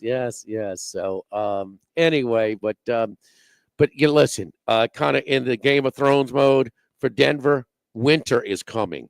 Okay, I mean they're going to get their teeth of the schedule. I think the Chargers have kind of proven to be one of those teams. The Rams have proven to be one of those teams. They're going to beat the weak teams. There's some weak teams in the league.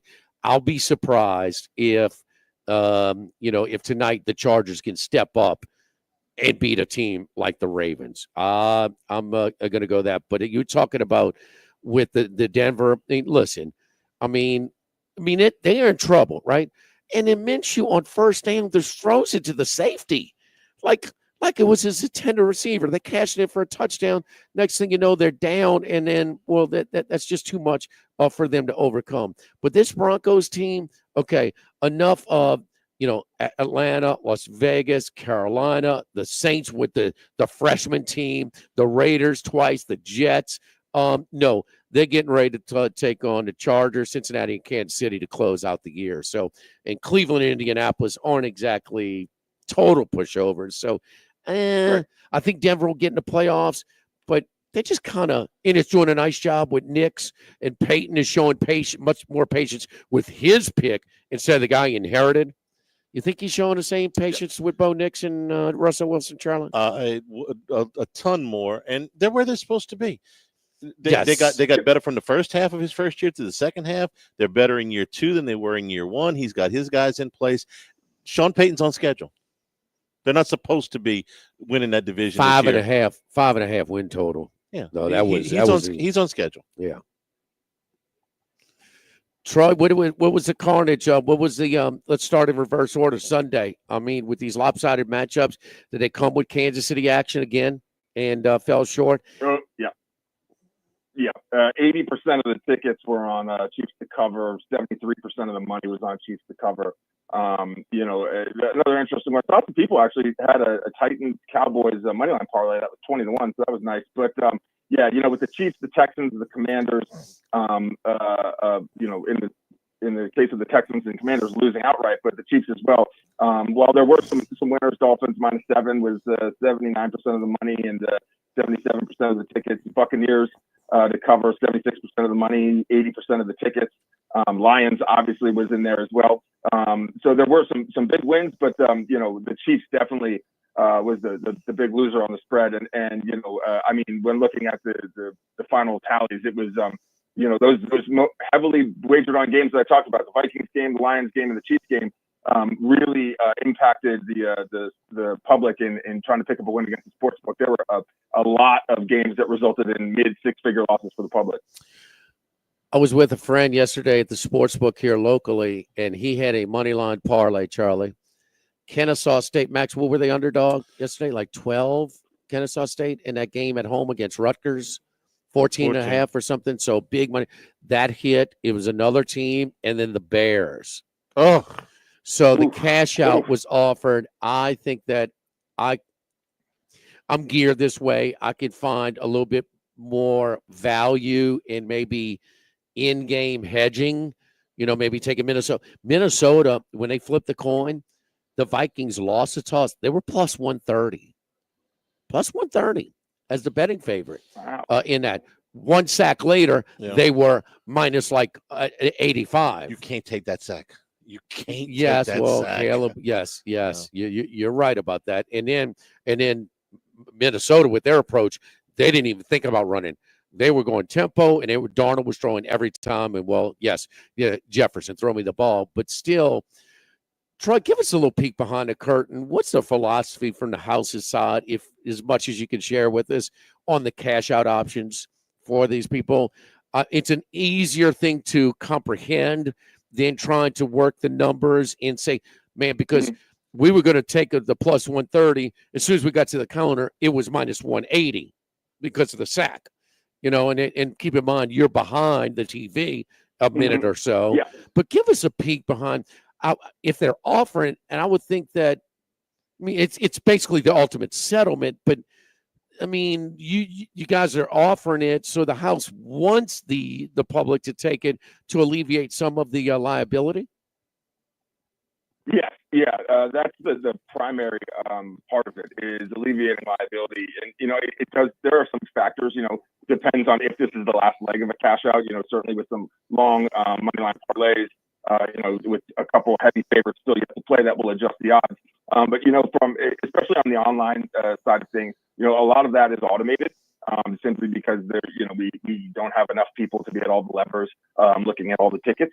But really, it comes down to the intake of liability for how much money in tickets we took pre-game to the variability in the game flow at the time. Overtime makes it really tricky, especially in pro football, because technically, one team is it still where the other team doesn't even get a chance to score if you score on your first possession, right? Or have they changed that? I probably should know that. I'm like down from the nab. I don't even know the overtime rules. Yeah, you got to score if you scored a touchdown. Troy, we appreciate it. We're up against a hard break. We got the press conference to go to. Thank you so much. We'll talk to you on Friday. Have a good one, guys. Thank you. We'll take a break here live at Big Mike's Live at Lunch, 104.5 ESPN Baton Rouge. Live at lunch.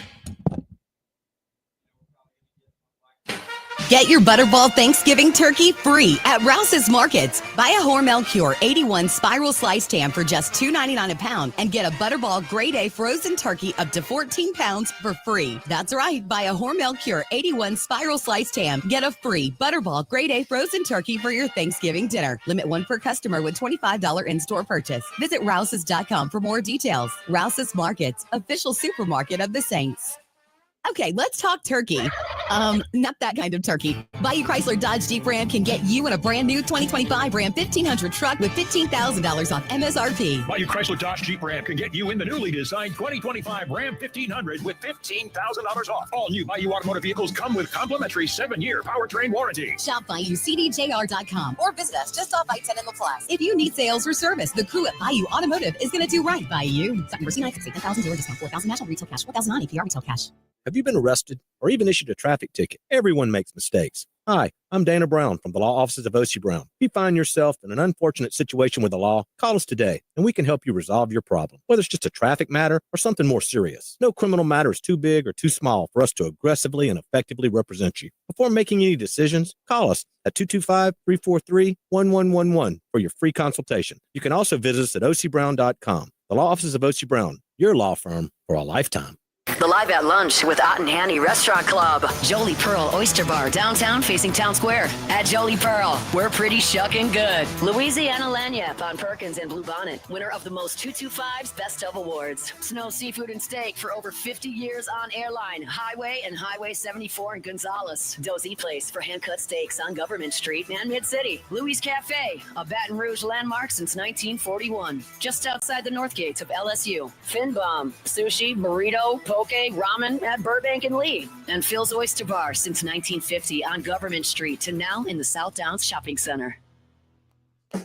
GMFS, changing lives. T. Brown here, CEO of GMFS Mortgage, which we started in Baton Rouge in 1999. Thanks to you, we're celebrating our 25th anniversary. That's 25 years of helping thousands of you get into your dream homes. 25 years of helping thousands of you refinance to the best rate possible. And 25 years of helping many of you consolidate debts. The last 25 years would not have been possible without you, our clients, and our over 200 employees who come together every day through our Baton Rouge area offices and headquarters to provide you with award-winning customer service. If you're in the market to buy, build, renovate, or refinance, do what thousands of Louisianans have done over the past 25 years. Go to gmfsmortgage.com to start the process now and give us a chance to personally say thank you. GMFS, changing lives. GMFS NMLS number 61997 is an equal housing lender. Mortgages are originated at 7389 Florida Boulevard, Suite 200A, Baton Rouge, LA 70806, subject to credit and property approval.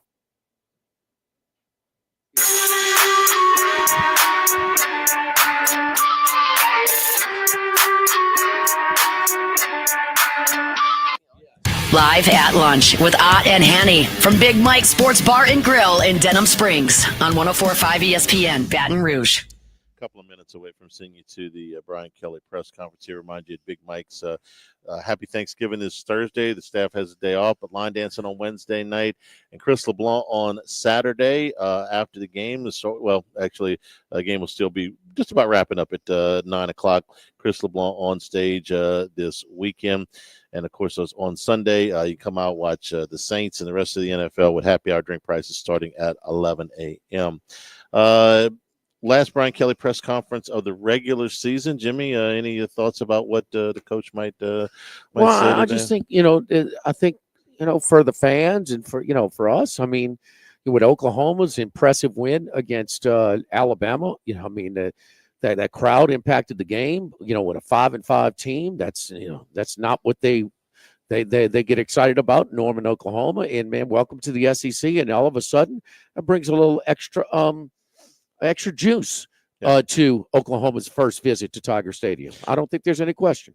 All right, we'll hear from Brian Kelly, and then we'll be back on the other side to wrap up today's show here at Big Mike's. We are on Aspen Square in Denham Springs, live at lunch, 104.5 ESPN Baton Rouge.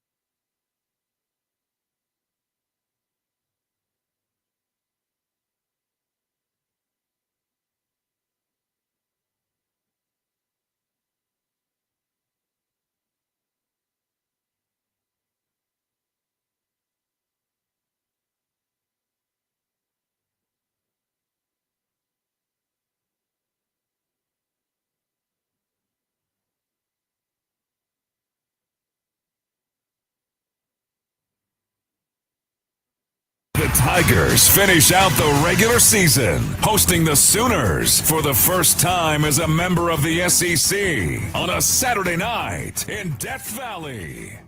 Give the ball right back to Williams. Sidesteps. Gets free inside the 15, the 10, the 5, and carries a Commodore into the end zone. Touchdown, Fighting Tigers. Coming up, Coach Kelly discusses this week's preparation and practice. But first, from the Capital One Studios, inside legendary Tiger Stadium, here are your hosts, former Tiger Gordy Rush, and the voice of your Fighting Tigers, Chris Blair. Good Monday morning, Tiger fans. Yes, indeed. It's a holiday week. Final regular season game of 2024 coming up, LSU, Oklahoma. Well, when you look back at the past matchups, it's been, stakes have been pretty high when the Sooners and Tigers get together. And, you can make an argument that both programs, where they are here in 2024,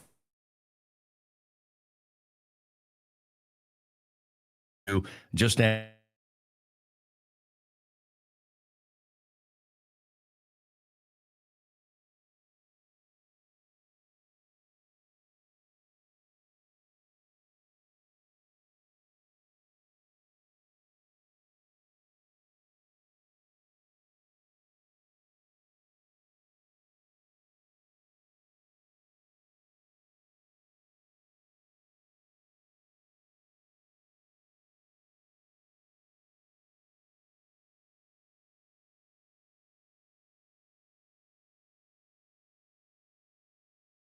set them up eventually for the score.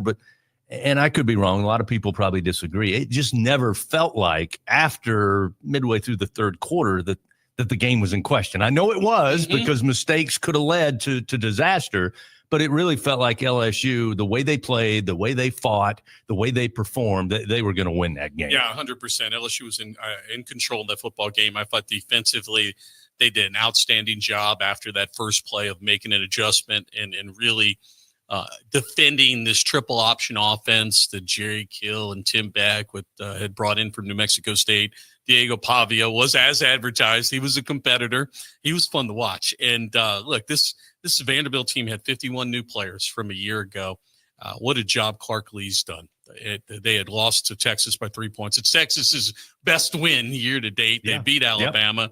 Yep. They beat an Auburn team. Of course, we know what Auburn did last weekend. So this is a good win, and it was a step in the right direction. Yeah, I mean, because I think if you just look at the way LSU played, forget about who they're playing and forget about the final score, there were things we saw on Saturday in all phases that really had been lacking, and Coach talked about it before the game. He talked about it after. There were things that LSU did that were more like what we saw through the first 6 weeks than we have over the previous 3. Yeah, look, I think there's a lot of things that can be said about simplifying. And you've heard Jacob and I talk about the last 3 football games through the losing streak.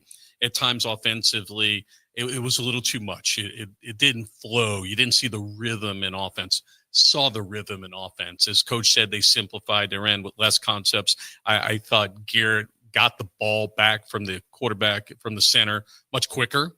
It didn't go as deep in the play clock. I think there were less substitutions. And I think when you clear kids' heads, especially at the college level, and you let them just go play football, good things happen. And that's what they did. Well, I know that you mentioned it a couple of times during the week. You know, when you look back at Garrett's career in high school, and again, it's different. I understand you're at LSU now in the competition, but that's kind of the moving with some tempo was kind of, he's comfortable with that. He's done that. It's not something strange. And we saw a little tempo at times. And in fact, I was kind of impressed. And I've always said this, a team that always goes tempo, I think can hurt yourself again when you get in tight games. But if you have the ability to slow it down when you need to, and then pick up tempo when you get some rhythm or get them on their heels, to me, that's the sign of a good team. And I think LSU did that quite a bit against Vandy. Yeah, and look, and you don't have to go race car. A race car is something that we see out of Ole Miss, the old Texas Tech with Mike Leach. I think just getting to the line of scrimmage, not substituting, right, and getting over the ball without huddling forces a defense to do 2 things. They can't substitute. And secondly, defense coordinator's got to hurry up and get a call. So he can't go as deep or as sophisticated as he wants to do. So to me, you're dictating pace, and you're dictating the number of options they can present against you. And I think you're on your front foot. And to me, when Garrett Nussmeier is moving a little quicker, he plays with much more confidence. 28 of 37. Again, an excellent job of percentage completion, making the throws, getting, I think, 9 different receivers involved. Aaron Anderson with another great game. Kyron Lacey had one of the touchdowns. I'm going to get to Josh Williams in a moment because I think he was kind of the story of the game, and deservedly so. But the SEC honoring Will Campbell this week, and I wanted to single out Will in a positive way because he was one of the vocal guys last week, and Josh was another. Veteran leaders on this team and said, look, this is on us. We got to go out and play better. We got to beat the guy across from us. And Will did an excellent job. The running game, credit the running backs. They broke some tackles at the line and able to get positive yards. But there were some holes, frankly, against that defensive front that we hadn't seen in a while. So kudos to Will Campbell. And for Garrett Nussmeier, finishes now with 200, not finished yet, but after Saturday, 290 completions, which makes him second in a single season behind the great Joe Burrow, who I think has 400 or some, which will take away to catch him. But, Garrett, again, he's finished 12 games as a starter, 290 completions, also second, I believe, in a single season with attempts. And when you look at the running game, and, it's interesting because when that number starts to get to 4.5, 5 yards per carry, you and I and Jacob talk about how that opens things up. And again, that's not gangbusters running the ball, but that's all LSU needs. And Coach Kelly has said it time and time again, balance to him isn't 150 passing, 150 rushing. It's about taking what the defense gives you. And when you get that opportunity, get 5 or 6 yards, make it second and short. Right. Absolutely. And look, I thought LSU did a great job on first down. Right. And they stayed ahead of the chains more times than not. And they kept Vanderbilt guessing. And Garrett just did a great job of what you just said, taking what the defense was giving him. And there were a lot of times, and I know you're about to do your Josh Williams discussion, but there are a lot of checkdowns to the running back. Vanderbilt, they hit a couple passes, so they had to back up. They play a lot of zone defense. We knew that coming in, and it opened up the checkdown to the running backs. And you look at it, and Josh had 4 big receptions for 61 yards. Caden had 2 those 6 plays, again, help you achieve balance. Yeah, Josh Williams, I've said it, and I know people have heard me say it. It's one of the great stories in college football, recruited by a number of lower-level teams, or G5, if we still call them that, and also was maybe had a chance to play another sport at the college level, but said he wanted to be a Tiger. So he comes over, he walks on, he earns a scholarship. Think about some of the big plays, not only this past Saturday, but big moments that he's given this team.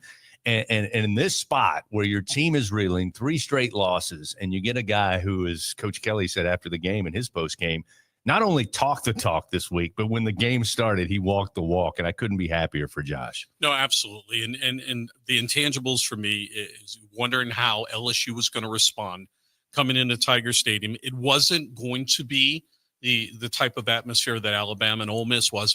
I'll tell you, it wasn't that big of a drop off early on. Right. You didn't have 1,000 celebrities on the sideline and all that. I thought the fans were outstanding considering, the circumstances, and it was Vanderbilt, and they stayed throughout the game, and it helped. It was a beautiful night. But I think it was a game in which this team had to turn on their own internal switch, and they did so. They responded from that first play, the Vanderbilt's first offensive play and the touchdown, bounced back and just methodically took control of the game. And I think that's great going forward into this season finale against Oklahoma. 24-17, LSU picks up the win over Vanderbilt. They get above 500 in SEC play, now 4-3, and pick up their 7th win of the season. They get ready for Oklahoma coming in. We're going to talk about the Sooners and coming off their signature win, certainly for Coach Venables, with a season that some of it outside of their control, some of it within their control, has not been what they wanted to see for that fan base, certainly in their first year in the SEC. Fans, you can bring your best game to game day with Ninja's Wood-Fire Grill and Smoker, outdoor pizza oven, and Frost Vault Coolers. I had a chance to see these over in the office. I certainly could make the best of my game day if I had time to do it. Yes, indeed. So fans, level up your tailgates with Ninja Outdoors. We'll take a quick break. Again, coming up at 12 noon, Coach Brian Kelly will take the podium at Football Ops and recap Saturday and look ahead to the matchup with the Oklahoma Sooners coming up this Saturday at Tiger Stadium with kickoff just after 6 o'clock. Back right after this. There was a time when a person's word was enough. A time when a handshake meant something, and integrity really mattered. For over 70 years, the values of Farm Bureau Insurance have been rooted in hard work, faith, and family. In that time, we've seen the world change in many ways. What hasn't wavered is Farm Bureau Insurance's commitment to protect our customers' way of life and serve the communities in which they live when they need us most. You deserve more. You deserve a promise. Learn more at lafarmbureau.com. The new location of Los Reyes Mexican Grill, Wesley across from Mike Anderson's, man, the place looks great. Lots of indoor and outdoor seating options with plenty of big TVs to watch all of your favorite games. All of the traditional Mexican cuisine with a great happy hour, 2:30 to 6:30, 7 days a week. Plus, $5 margaritas all day, all night on Wednesdays. Great spot to bring the baseball team in between games. Just 5 minutes north of Traction, 5 minutes south of LSU. Los Reyes Mexican Grill, 1072 West Lee, near Nicholas. So there's all these reasons to go to Alpha Customs, but I only have 30 seconds, so I'm going to do this in one breath. 5-star reviews, wheel and tire packages, best lifts on the road for trucks, spray and bed liners starting at $333, window kitting, endless accessory options, still going, custom upgrades, easy financing with the Alpha Customs 100-day payment plan, locations in Prairieville and Lafayette, and online at alphacustoms.net. Whew, I did it. Best reason you and your ride can be in Alpha with Alpha Customs. LSU Tiger fans are gearing up with real Tigers apparel and merchandise from the official online store at lsushop.net. Get jerseys, sideline gear, polos, t-shirts, hats, official team merchandise from Nike, accessories, and much more. Over 3,600 products, all shipped right to your door. Head to the place real Tiger fans go for the selection only real Tiger fans get at lsushop.net. Just moments away from the Brian Kelly press conference, presented by the Louisiana Farm Bureau Federation. Once again, here are Gordy Rush and Chris Blair. Again, it will be LSU, Oklahoma, meeting for just the 4th time in history. First time as SEC foes coming up on Saturday with kickoff just after 6 o'clock. And I mentioned, Gordy, the the previous history. First meeting 1950 in the Sugar Bowl, Oklahoma with the win 35-0. And then they meet later in the Sugar Bowl. LSU gets the win. And then you and I both were there in Atlanta in the playoffs in 2019, where it was Joe Burrow and Justin Jefferson and, just touchdown after touchdown. But usually big stage for these two. And again, I think not quite that type of stage this weekend, but I think where both programs are and both coaches desperately want to build some momentum. LSU certainly, this is a big-time game. I mean, you look at Coach Venables and the struggles they had, tons of injuries all over the field, guys who are being called upon a little earlier in their career to carry a heavier load for Oklahoma. And just, their second win in conference play. But it comes over Alabama. They hold the Crimson Tide to just 3 points, which, we've seen Alabama a couple of weeks ago. Hard to imagine they're left with just 3 points. And this is a defensive-minded team, obviously, with Coach Venables. And even though they've only won 2 conference games, they've been in some games, much like LSU, unable to finish and hold on to a lead late, but they've only given up 20 points a game on defense all season long. So that's the first thing you have to look at in this matchup. That's one of the best defenses LSU is going to play this season. Put them in the class with South Carolina and Texas A&M, especially their front seven is outstanding. We all remember Brent Venables going back. He was on that 2003 staff in which LSU beat Nick Saban, who was the coach here, and LSU won the national championship. And, of course, we remember he's the defensive coordinator for Clemson in 2019. He loves to bring pressure, and they're a little beat up in the secondary. They've had some guys out. But you think about some of the teams that have been effective blitzing LSU, I imagine he's going to follow suit. For anybody to start the first 2 series of the national championship playing cover 0 and bringing pressure on Joe Burrow, he's going to look at some film and say, guns a-blazing. So I'm sure the Coach Kelly and Joe Sloan there, that's what they're expecting. Yeah, absolutely. Offensively, I mentioned they've had to use a number of guys. They've had injuries at the wide receiver position. They've had injuries at the quarterback position. But just before we came back on, you had a great point. Jackson Arnold now, QB1 for Oklahoma, thrust into action. And, a very good dual-threat quarterback once again. Played very well running the football against Alabama this past week, which, by the way, watching that game, a lot of running back lead for the quarterback running, which LSU, at times, they did better this past week because Vandy did it too, but they've had struggles with that. But Jackson Arnold, as you said, one of the top high school quarterbacks coming out in that class with some pretty good guys. Yeah, Arch Manning and the quarterback up at Tennessee among some of the guys that were the top 3 or 4 quarterbacks. So, coming out of Texas, very highly recruited, more of a runner than a thrower right now. I'm not because guys at Oklahoma struggled offensively. In total yardage, they're dead last in the SEC. They made a coordinator change, Seth Luttrell, out midseason, and what they've done, they've gone to more of a running offense. Jackson Arnold's been fantastic. They're without their 3 top receivers, without 2 offensive linemen. They're a little bit battered on this offensive side of the football, but still, key number one for LSU, again, like it was last week against Vanderbilt, is stopping the Oklahoma run game. That's what they want to do. Well, when you look at the Alabama and Oklahoma game, they made things very difficult for Jalen Milroe. He made a couple of errant throws. They were able to get some takeaways there, but they hold them to 74 yards rushing. And that's not only Milroe, that's the running backs. And we know they've got a pretty good tandem along with Milroe running the football. To me, it comes back to what we said in the first segment, which is, we'd all love for LSU to come out and be able to line up, run the football, and maybe average 8-9 yards per carry and break off some big plays in the running game. But that's not necessarily necessary in the matchup. But you have to be able to run the ball. I think maybe a little bit better than you did against Vandy. It's going to be a bigger challenge with Oklahoma's defensive front. But I'm sure Coach Kelly's going to talk about it. You still have to be able to run the ball because they did an excellent job taking that away from Alabama. Well, you can't be balanced. You can't be one-dimensional. You can't get into throwing the football because Brent Venables will pin his ears back just like Alabama and Texas A&M did and flat out get after Garrett Nussmeier. You have to be balanced. Look, for me, I think I like the idea of going tempo and forcing Venables to call something quick. You don't want him to sub and get the sub packages in. You don't want a lot of exotic looks. I told you they're been a little thin in the secondary. They've got some very good players back there, but they're a little bit thin. You want to dictate what you're doing to them. I think the balance and then wide receivers' ability to get separation against the Oklahoma defensive back. They're going to have to get open. Last week against Vanderbilt, you got a lot of zone look. I think you're going to see a little bit more man-to-man this week. We looked at the game film for Oklahoma and Alabama. We noticed that, again, Oklahoma had a lot more success running the ball, and Arnold was a big part of that at quarterback. Just a handful of passes attempted. Defensively for LSU, I thought they did a great job. Kudos to Braden Swinson, who not only, I think he finished with 4 tackles, was in on a sack and a tackle for loss, but the 3 quarterback hurries. I mean, he changed the arm slot and he changed the direction of the football for Pavia just by being there pressure-wise.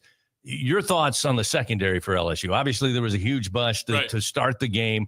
There was one that led to that touchdown late for Vanderbilt. But I don't know how much they're going to be tested from start to finish. But goodness knows you can't afford any bust because you got to let the defensive front shut down the run game, but then don't let them pull one and get a receiver behind the defense. Yeah, and we'll, it'd be interesting. Their top 3 receivers are questionable, and we'll see if they'll be back this week. They did not play last week against Alabama. And of course they only completed 9 passes. Look, I thought the secondary was better.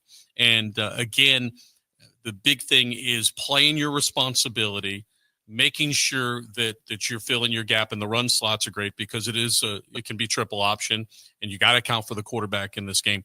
But it's eliminating the big negative plays, the ones that hurt you against Florida. I thought the defense, for the most part, played well against Florida, but it was the bust plays that they cleaned up. There was only one on the double move in which both the cornerback and the safety were not on the same page. If you clean that up, play responsibility football, and get after Jackson Arnold the same way you got after Pavia, it should be a good night for LSU. Again, it will be a 6:00 kickoff, Oklahoma and LSU, and I think the atmosphere will be there. It's a Thanksgiving weekend. I know a lot of family in town. A lot of people will be traveling, but it's Oklahoma and LSU, and this is the first time the Sooners have come to Tiger Stadium. So I think the atmosphere will be there. But regardless, I'm sure Coach Kelly and the team will work to ramp up the team, be ready to go when they come out of the chute on Saturday night. Real quick, as we wait for Coach Kelly to arrive to the podium, you mentioned it earlier. What another crazy weekend it was in the SEC. And I pulled up this morning the standings. Georgia punches their ticket. Now it looks like Texas and Texas A&M. That game's going to indicate who gets to Atlanta. But I don't know how long the SEC wants to have to crunch these numbers at the end of the year, whether or not we add another conference game or whether we go back to divisions. I mean, this thing is nuts. And it's not just the SEC. A lot of conferences in this same shape. A lot of conferences, but especially the SEC. I think when you've got as much balance right now, everybody's making the same TV check. Everybody has great facilities now. Vanderbilt has 51 new players. And in what Vanderbilt era do you remember the quarterback and tight end coming over from New Mexico State, of all places? I mean, there's no great teams. There are no bad teams. And I think everybody's kind of bunched together. And I will say this, I think home field advantage is even more important to me in this day and age than it was 5 years ago. I agree with you. We'll see you Saturday. Have a good Thanksgiving with the family. Let's go to football ops. Here's head coach Brian Kelly. Let's do our best to come up with your best today. You're under scrutiny with my family members here today. So I've made many remarks about this is the best media group in the country. So come through today. There's some pressure on you. Okay? I know how that's going to go with you, Cobble. So it'll be rough. Yeah, no doubt. All right, well, we'll start off with just a recap of Saturday's game against Vanderbilt. Certainly was happy for our players and their resolve, their ability to bounce back, whatever you want to say, relative to their mindset. I think is what I was most proud of, and how they thought about the week, the game. And they played very well. Garrett Nussmeier played his best game of the year. We were balanced on offense. We had 1 negative play, whereas the week before we had 14 negative plays.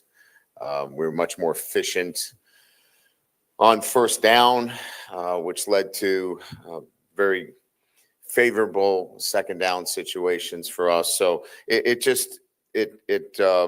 played itself out well from an offensive standpoint with balance and running the football. Josh Williams was outstanding in that game, catching the football out of the backfield, blocking, running the football with a great demeanor.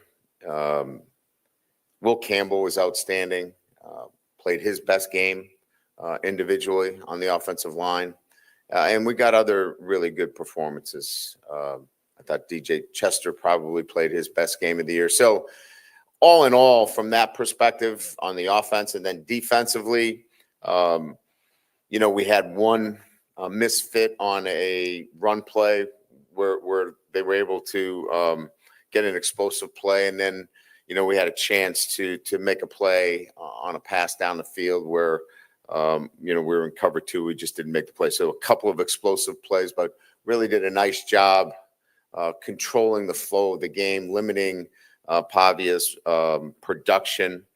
And again, I think going against a team that's well coached and had a really good win against Alabama, we're pleased with the outcome. So looking back at it, Caden Durham leads all freshmen in the SEC with rushing. We've got 3 players with over 50 receptions. Nuss is second in the SEC in passing touchdowns, total offense, and in touchdowns. And, I know it's not sometimes you look at some of the sexier stats, but Damian Ramos set a school record for consecutive PATs, now at 121. And that should not get overlooked. So a much needed win, but a win that our players really took full accountability during the week, led. And when you have a team that leads from the inside out, you see that performance on the field. So we'll continue to work on that this week and look to duplicate that against an Oklahoma team coming off a great win against Alabama. This is their first game in Tiger Stadium, and a team that presents a number of different challenges. They ran the ball extremely well this past weekend. Jackson Arnold, I think, is an outstanding quarterback. He can throw it, but rushed for 107 yards and 2 touchdowns. Rushed for 131 yards on 25 carries. So, I think everybody here knows our history with the quarterbacks that run the football. That will be a challenge for us. They have an offensive line that is coming together, and a defense that, as you know, Coach Venables is the longtime defensive coordinator at Clemson before he became the head coach at Oklahoma, and just does a great job. I've got a chance to go against them several times at Clemson, and they mix things up. They make things complicated. They give you a multitude of different looks. It's a good front. Danny Stutzman is an All-American linebacker. So this would be a great way to finish off the regular season with a team that's coming in off of a great win. Both teams looking to finish the season strong. So with that, we'll open up the questions. Coach, right here, you mentioned after the game on Saturday that you saw a lot of maturity from the younger players. Can you talk a little bit about that? And just what does it mean to have a guy like Josh Williams and Will Campbell and these guys who've really kind of set the tone, and how important that is going forward for this program? Yeah, look, as I said, right, when players decide that they're going to lead from the inside out, it's also about, those actions become mirror actions for the younger players. They see how that's done. So when you get a Trades Green or you get a Caden Durham, and they see how that's done, that modeling takes effect, and you could see that through the week. There are times where you wish that happened earlier, right, where those guys got up and were vocal, but I think they were growing and learning as well in terms of how to be leaders. But clearly, when you have veterans like that step up, it affects the younger players because they see how it's done, and they want it to be recognized as well. So their efforts were recognized by the way that they practiced this past week. Hey, Coach, what defensive challenges this Oklahoma present, especially after this last game, how they shut down Alabama? Yeah, so they have a new offensive coordinator, as you know. They made a change in the offensive coordinator position earlier in the year, and it really changed the dynamics of the offense. The offense is now, it was averaging close to 85, 90 plays a game. I think they've had 62 plays their last 2 games. So it is a ball control offense. Jackson Arnold is an outstanding quarterback. He can throw it extremely well, but this is now much more about controlling the football, running the football, playing with physicality. They've got perimeter skill, but I think it's centered around much more of a run-centric quarterback run and take care of the football. They had turned it over quite a bit. I think they might have been near the bottom of the country in terms of fumbles. And so I think they wanted to clean that up. And so you're seeing a much more controlled offensive structure now than you did earlier in the year. Hey, Coach. We saw Harold Perkins at the game on Saturday. Yeah. Just curious if there's an update on kind of his recovery and if maybe there's been any conversations about what his future could look like. Yeah, I mean, he's doing really well in his recovery. Talking to Owen Stanley, our athletic trainer, he's been he's been in the building quite a bit. Now that he's past the early stages of the repair, now it's about hard work. I don't know that he's made that final decision. I know he's weighing the options, and clearly we would love to have him back. But we know that, those decisions are not easy. We'll support him in whatever he decides and provide him all the resources necessary to make the best decision for him and his family. You mentioned the job DJ did and Will. What went right in the run game? Was it that as well as just winning those one-on-one battles between a running back and a linebacker safety? Well, I think it starts with the quarterback.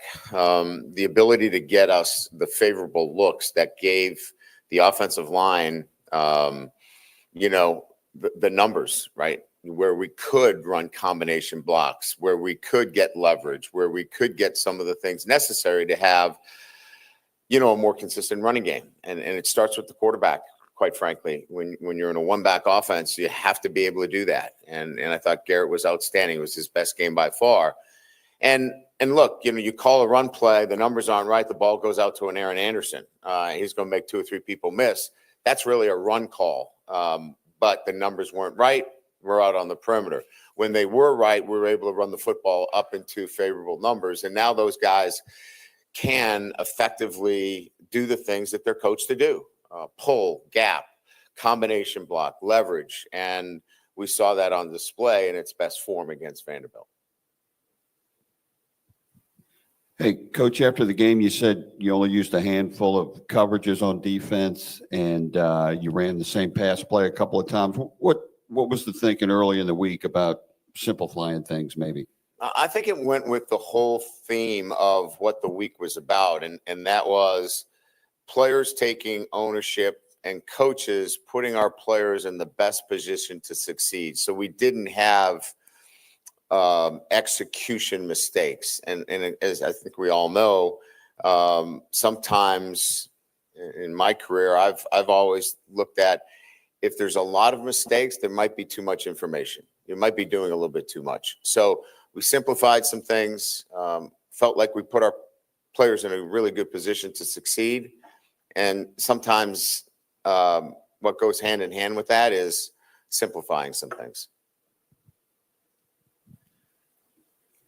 Now, obviously, you can't talk about recruits by name, but y'all have taken a quarterback in each of the last 2 classes. Now that you don't have one committed, just kind of what's your plan at that position over the next few cycles, maybe to build on that spot? Yeah, I think we'll always look at taking a quarterback each year, and we'll most likely take a quarterback again this year. We look at the calendar year a little bit differently than just, December. We have a February signing period. We have a transfer portal. So we'll continue to look at that and see how that best fits our roster. But I can tell you this, that the overall roster is much more important than one particular position. as much as we want to take a quarterback at this position, I think what's more important is the overall health of the roster. And so if it ends up being that we do take a quarterback, that's great. But I think our eye is on the strength of the entire roster. Brian, you're right. At the linebacker this week, it looked like there was some change. Greg Penn played his fewest snaps. Devon Keys played a bunch. You mentioned West Weeks playing. Was that matchup, or was there an injury, or what happened there? No, I think we just wanted to take some of the snaps off of Greg. West is somebody that had been banged up, Matt, most of the year. He had not been 100%, and we wanted to get him in this week, and in particular against the team that is a downhill, running football team. It just matched who he was. So nothing that Greg did. He's had an incredible, season for us. Devon Keys is played the last 2 games at the Sam linebacker position. We've chosen not to go with the star because of the nature of the teams that we're playing, and that could be the case again this weekend. Ryan, following up on Wilson's question, there was some comments from the announcers during the game that you said maybe the recruiting realities in the wake of the decommitment might allow you to free up some money and be more aggressive in the portal. I know you've talked about you want to build a program through high school, but is this year where maybe you try to take the situation and work it to your advantage? We'll be very aggressive. I think everybody that's followed us knows that we weren't very aggressive in the transfer portal. We put together a defensive line using minimal resources. We've really put ourselves in a position, and I'll use this term loosely, to stay well under the cap. So we could be quite aggressive this year, and we will be very aggressive in that area, as well as bringing in 16 mid-years. We're going to have 16 mid-years. We think that the program, in terms of the culture and the standards, are such that we can do that now, where we can bring in 16 freshmen and maybe one of, if not the largest, transfer portal classes as well. Back to that 4-3 front. You talked about running that 4-3 front against power running teams. Just is the comfortability that you guys are experiencing with it now, having seen it twice, used it twice, is that something that you feel like very comfortable going into this last game, given another running quarterback coming at you? Yeah. So, and you probably saw this on display when Devon's walked out over the number 2 or displaced in any fashion. His fit is back in the box. His fit is back into that B gap, and that's a hard fit when you're in space and then you've got to go back in and fit.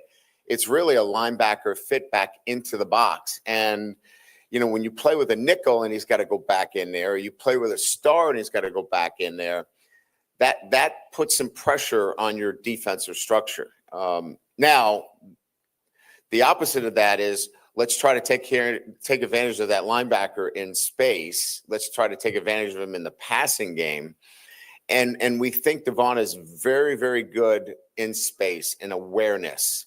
He is a very good spot dropper. He's not a guy that's going to play man-to-man on the number 2 receiver, but he's really good in space. So we just felt like this was the best matchup to give us that kind of gap integrity of bringing him back in on run fits. Coach, you just mentioned how it was important to kind of stay under the, I'm using air quotes here, the cap last year with the transfer portal, but be more aggressive this upcoming offseason. Why was that decision made to ramp up to this upcoming offseason when it came to that stuff? Yeah, all of them are strategic decisions that you make from year to year, and it just didn't present for us in the manner that we felt like we were going to reach last year on some things, and just didn't. I think at the time when we were looking at players that made sense for us, they duplicated a lot of things. We don't have that duplication in the program anymore. So that's why in certain areas we will be very aggressive. I guess if I could follow up on the whole roster building, can you just explain what that's like? I mean, you're coaching the team right now, but you have a staff that's going to the early signing period, then the portal window immediately follows. So how is all that working to start building the roster for 25? Well, it's Austin Thomas, myself, Frank Wilson in particular. The three of us are working on that on a day-to-day basis. We're having meetings with players. So it starts with retention first of players that have to make decisions relative to whether they're going to move on to the NFL or they're going to stay here. So the first part of that is retaining players that you want. The second part of that is the ongoing recruiting process and bringing players into your program through the recruiting process. The third level is the transfer portal and identifying particular positions that you believe that you need to go out and get a mature player that has played snaps at that position at a level that can impact your roster right away. And then the fourth is, who are the guys that are going to stay on this team? And you're evaluating those players that have stayed above the cut. So there's a lot going on as we continue to work on our football team to get W's and to have positive outcomes. So there's a lot going on right now in college football, and it's caused a lot of gray hairs. It's caused some guys to say, I think I'd rather be doing something else. I'm excited about it. I'm excited about what the roster can look like. I'm excited about what kind of football team we can put on the field. And it's going to be a fun couple of months. You sort of hinted at it there to kind of stay on the topic with rev share. First of all, do you think NIL here has kind of improved over the last year to the point where you kind of need it to be? And how does that change in any way next year with rev share potentially coming online at the House settlement passes? Well, I mean, I think we can say it's a fait accompli that rev share is here, right? I think the long form from the courts is pretty clear in terms of what that's going to look like. I think everybody has got an idea of what those numbers are going to be. That will kick in, sometime in the summer. It's what you do prior to it kicking in. And that's really where everybody is keeping their cards close. And because that is the accelerator, right? You want to accelerate and be able to retain. You want to be able to go out into the transfer portal, and you want to be able to do that before revenue sharing. So you can begin to, if you will, balance off what your roster looks like in terms of the numbers when everybody comes into one locker. And if you just waited to revenue share, it's going to be a different look for different players. You can balance things off if you're aggressive here in the next few months, and that's what we plan to be. And Coach over here, so I know Paul Mubing had to step in for Garrett and how he's progressed, stepping in a tough spot. And you talk about the play of DJ Chester as well in the interior. How much has Paul and DJ, how they've evolved as gotten more and more playing time as the season's going on? Yeah, so there were markers there that we were really, kind of excited about.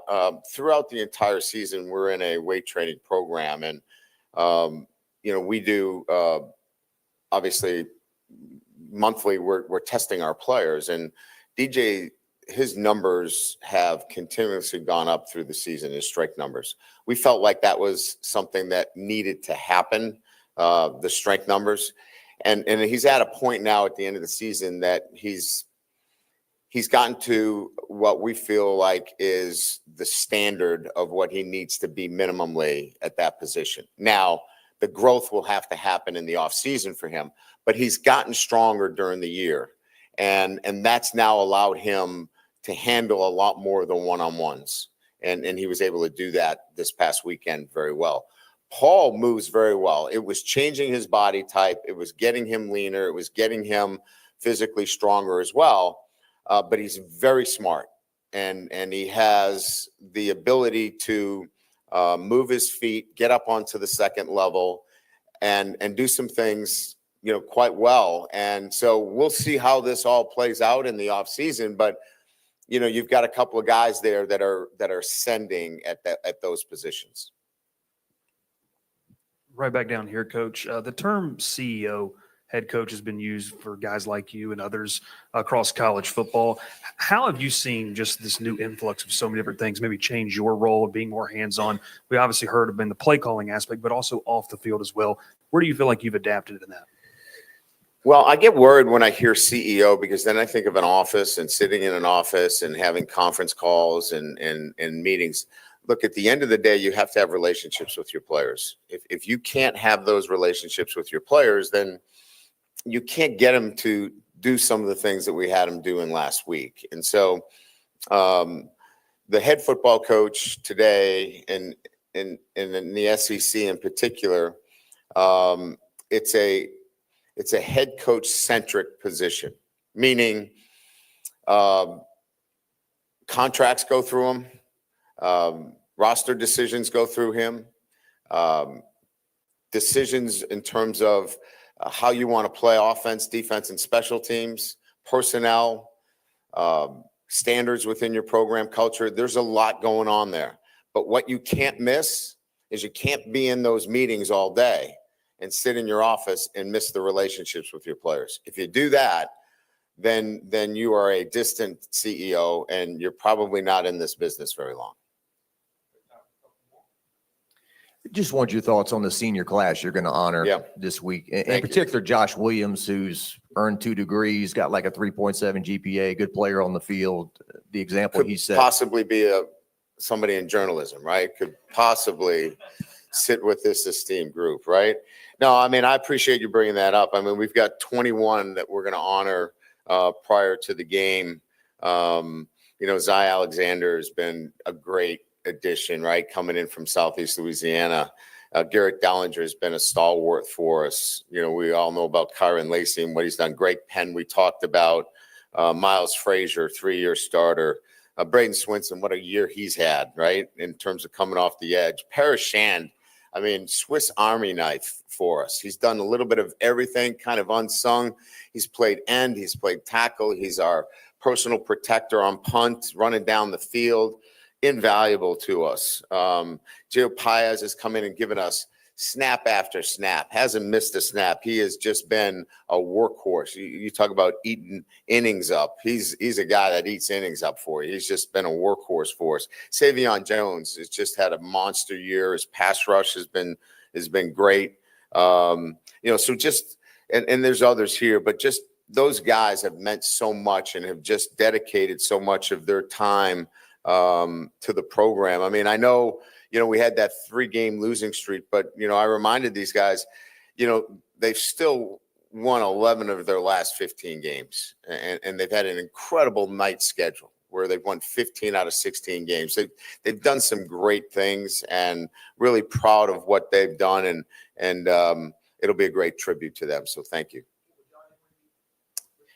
John's done it once. I think maybe he's done it twice. He might come out for the trifecta. We'll see. But he's been around, and he's working on his master's degree right now, and it's great to see that. Yeah.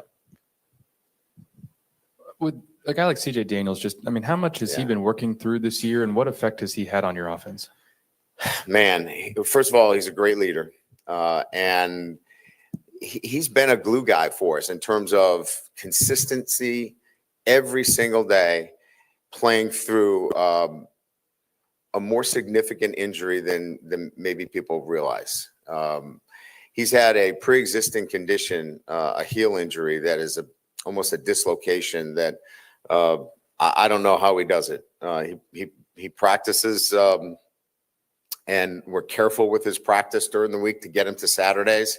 And then on Saturdays, he's just so consistent. He's down the field blocking. He's one of our best, if not our best blocker. He's precise in his route running. He's got strong hands at the point of attack. And we're just excited about having him with us, and all indications are that he's going to be back next year.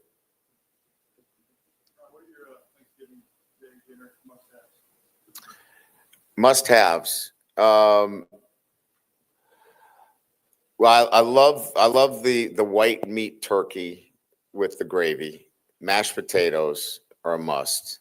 And then I'm a traditionalist, I think, in those things. And then because of those turkey enzymes, I get a little bit sleepy. I need a couch. And I don't necessarily watch the football games, but they can be on as a backdrop. So maybe a good nap this Thursday afternoon. Thank you. Appreciate it. And you did great. You're my family. Coach Brian Kelly with his weekly press conference. And good to hear. Mashed potatoes, a tradition for Thanksgiving. That's the way I feel. Nonetheless, talked a little bit about the recruiting strategy moving forward and maybe very aggressive. In fact, that's the term he used, aggressive in the transfer portal when those windows open up. They've got one in December and again in April. Tigers getting ready for Oklahoma coming up Saturday from Tiger Stadium with kickoff just after 6 o'clock. We'll take our final time out, come back, give you some program notes. Again, fans, bring your best game to game day with Ninja's Woodfire Grill and Smoker. Outdoor pizza oven, they've got that, and their Frost Vault coolers. Level up your tailgates with Ninja Outdoors. We'll close up the Brian Kelly press conference right after this. NIL is dominating the college sports scene, and LSU has positioned itself at the front of the pack. But to remain competitive and stay ahead of the rest, we need your support. Bayou Traditions is the official NIL collective of LSU Athletics. Join the tradition and become a member by signing up online at BayouTraditionsCollective.com. Members receive exclusive access to LSU student athletes that you can't get anywhere else. Help ensure LSU remains a leader in the NIL arena. Sign up today at BayouTraditionsCollective.com. Get Moss Max and less tax during happy hour at Modesto. Join us Tuesday through Friday, 2 to 6 p.m. for $10 20-ounce margaritas and dip trio with $5 drink specials and $6 seasonal cocktails. Eat Modesto, 3930 Burbank Drive. Pizza that's true to its hand-tossed wood-fried tradition. Roca Pizzeria is heating up its new half-off happy hour, Monday through Fridays, 3 to 6 p.m. Come enjoy 50% off margarita, pepperoni, 4 cheese, craft cocktails, wine by the glass, and draft beer. Roca Pizzeria, 3897 Government. Harness the Boudreaux boost when storms loom. Boudreaux's Electrical powers your life with top-tier Generac home standby generators. Dial Boudreaux's Electrical for energy that endures, because with us, you're never powerless. Visit BoudreauxElectrical.com. Custom Colors of Baton Rouge, specializing in body and paint, feature 100% platinum certified technicians, ensuring your car or truck is being worked on by the very best of the best. Custom Colors, located in the industrial place, Beacon and Airline. Brought to you by NHTSA and the Ad Council. The Southeastern Conference. It's the land of legends, the places, the faces, and moments. And he's going for it. It's a touchdown. We've seen the confetti fall again and again. We're not done. It's time for the next generation to make their mark and go from 14 deep to 16 strong. It's a whole new ball game in the SEC, and it just means more.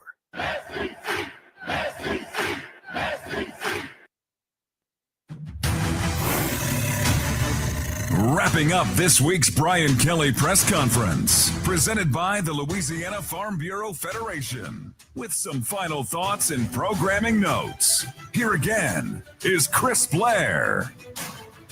Big day for LSU athletics. Of course, the Brian Kelly press conference just wrapping up. Later tonight, due to Thanksgiving week, we'll have the Brian Kelly show from TJ Ribs. So a special Thanksgiving week edition on Monday night. It'll all get started, as always, at 7 o'clock. Women's basketball down in the Bahamas.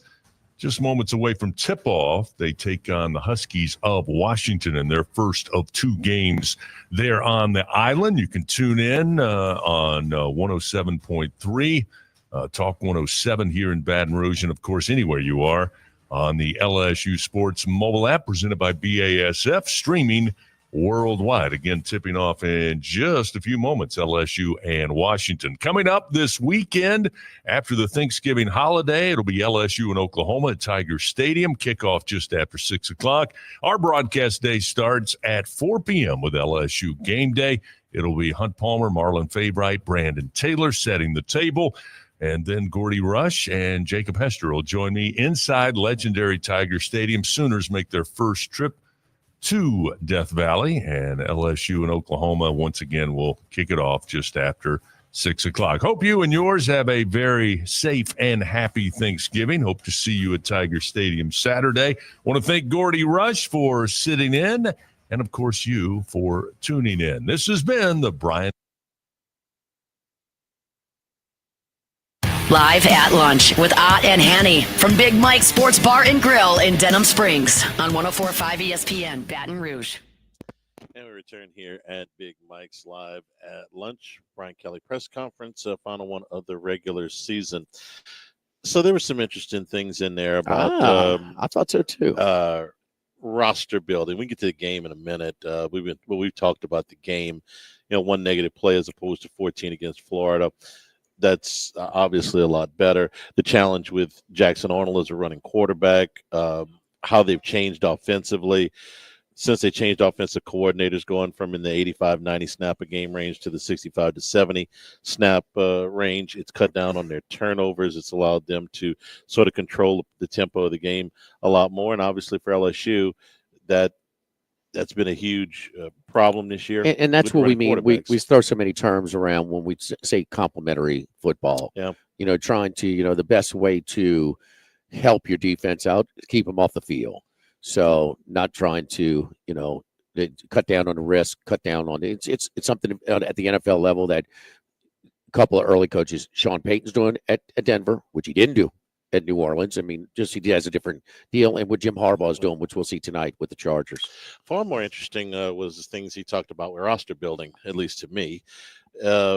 First of all, said that they will take a quarterback in this class. Now, I thought that they would take a quarterback in this class to, you'll excuse this expression because I don't mean it literally, replace Bryce Underwood, but you've got a spot in the two deeps here that you need to fill. What that quarterback is going to be, it greatly depends on Garrett Nussmeier and his decision whether he's going to come back or not. If Nussmeier comes back, then you're looking for a depth piece. If Nussmeier leaves, you're looking for a starter, in my opinion anyway, because I don't think that the two young players are ready to start next year. So they're going to go get a quarterback. It's up to Nussmeier what kind of quarterback they're going to go get. The second thing that he said, which is something that he said over the weekend, and sort of double down on it today again, that they will be very aggressive in the transfer portal. This is sort of a departure from how he was a year ago, which was they wanted to use the transfer portal as something that supplemented the roster, that they were much more interested in, the high school building of the program. They would use the transfer portal to supplement it. Well, you don't have to be an economist or a budgetologist, whatever you want to call it, capologist, to know that a lot of money freed up on Thursday when Bryce Underwood decided to take his talents to Michigan. You haven't seen this. But is all that money, does it necessarily mean all that money? I'm roster. I mean, I own this, burger joint or whatever. And I mean, I had the money set for this guy, but he's not there anymore. Right. Is it, I asked that question. Is the money still there? It's still money allocated for the rest of the roster. Yes, and it is. That's what I've been told. Okay. Yes. Okay. No, it's a good question. Is like, hey, listen, we'll pay this amount of money for this guy to star in the movie, but if it's not this guy, then do we still have that? Michigan money to probably pay? wasn't. Probably not. So you haven't seen this mass exodus of decommitments that the gloom and doomers had on Thursday. And look, I was worried about it. Hey, sometimes the dominoes start moving and you can't stop them. So Charlie, it's fair. This is not sure. the sky is falling catastrophe syndrome. This was a lot of time, effort, money, and this is a lot of energy invested in this kid. There's no question. You haven't seen it yet, and I think that you're seeing them allocate some of the resources, money. It's pretty easy. You're going to spread a little bit more of that around. I still think that they will lose, Derek Meadows, the wide receiver from Bishop Gorman, but that's because he's from Michigan originally, and he's friends with Underwood. I think they've got a great chance to keep the rest of it together, and you're only talking about 9 days to signing day. Very aggressive in the transfer portal. He even used the term cap. He says, we'll be very aggressive, but we've got a different allocation. He said it's a year-to-year thing, And when you talk about salary structure, and I'm sorry, but these are terms that we use now in college athletics. Jimmy, I'll tell you what how I interpreted that. Last year, you had Emory Jones, Will Campbell, and Harold Perkins as probably your three highest NIL guys. If I had to guess, with Nussmeier probably right there with them.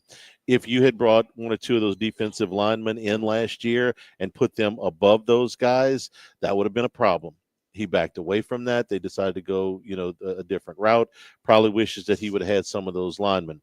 This year, tell me who the sacred cow is on the returning roster as far as your highest NIL guy.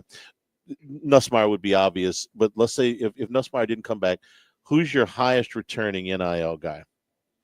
I don't know, Charlie. Exactly. No, that's you're making my point. You don't know. You don't have these. Yeah. Nobody sticks out. Yeah. No. Yeah. So you can go out and you can put higher dollar numbers on these guys in the transfer portal without worrying about upsetting your salary structure inside the locker room. I think that's a big deal. You have more money now than you had last week at this time. You do not have a salary structure that you're going to upset the apple cart. You have a coach that's, I can just bet in a candid moment, he will say, screw this. I'm taking, they took their money. Michigan outbid us on this guy. We're going to take our money. We're going to outbid people on other guys. The hell with this. I may not be the richest guy in the room, but I ain't the poorest either. So I'm gonna go get some guys, and the hell with you outbid on this kid. There are going to be some situations, especially with the allocated money now, that you can outbid for some other kids. I mean, it's just you got to do more across the board.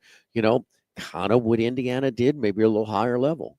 Get some experienced guys from some smaller schools, but there's going to be a Walter Nolan out there somewhere. Yeah, and I think he's made an impact. I'm glad you brought up that position, because I would be spending a whole bunch of this money on linemen on both sides of the ball. Everybody wants them. Sure, you just gotta. Sure. There's no doubt. Yeah, just get it done. No doubt, and all the better if you don't have to go out and replace your starting quarterback. Jimmy, we've said this a million times in the last month, it feels like, but anybody that doesn't recognize the benefit of a fourth year to a fifth year jump, we've seen it here, we've seen it other places, the number of starts, you are better off almost, I don't want to say exclusively. I'm not going to tell you they can't go find a quarterback in a transfer portal that could come in here next year and start. A lot of teams have done it, but I'd rather roll with Nussmeier.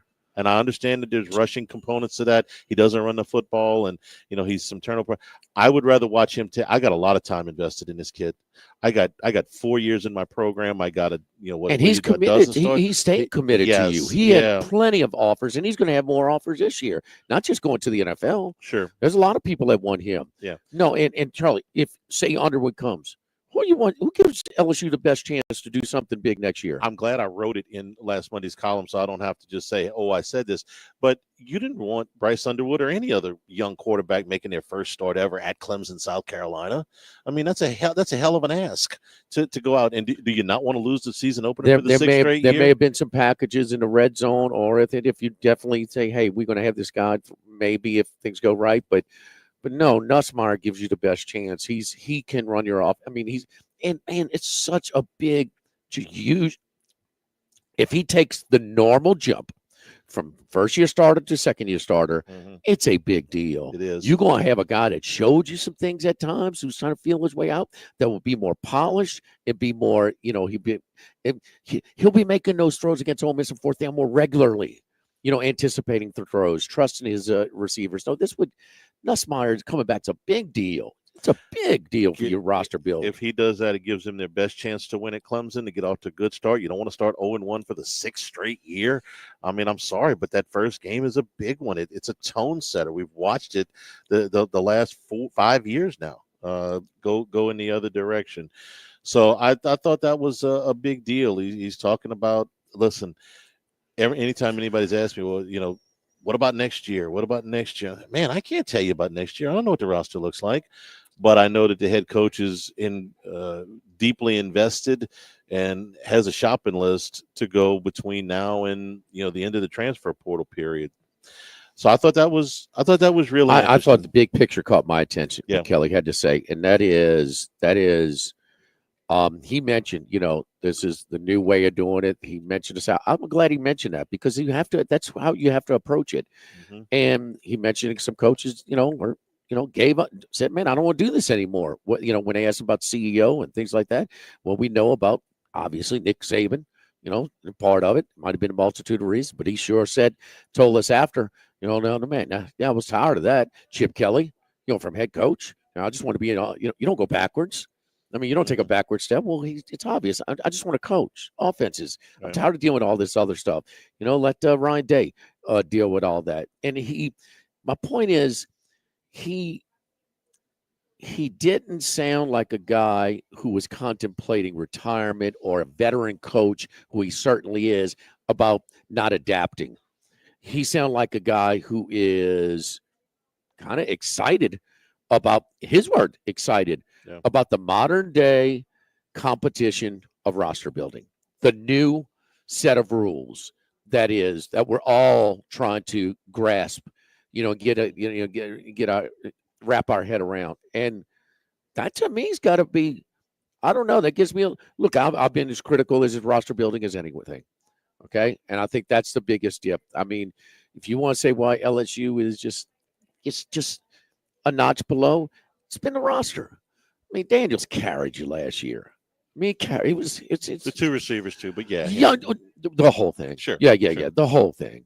But I that gives me a little confidence. Man, no, he's not ready to cash it in. He's looking. He's adapted the terminology, the approach. Here's a set of rules. Let's go. Okay, yes, we're shifting now. We have a plan B.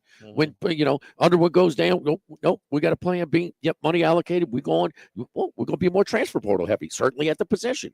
But I mean, get Nussmeier back, and then we'll shoot for next year transfer portal. I mean, whatever it is. I mean, he did not strike me as a guy. He had answers. He had a plan and a plan B. In his terminology, said, "No, he game on. Well, let's go down swinging." Not a guy like, "Yeah, man, this sucks." Right.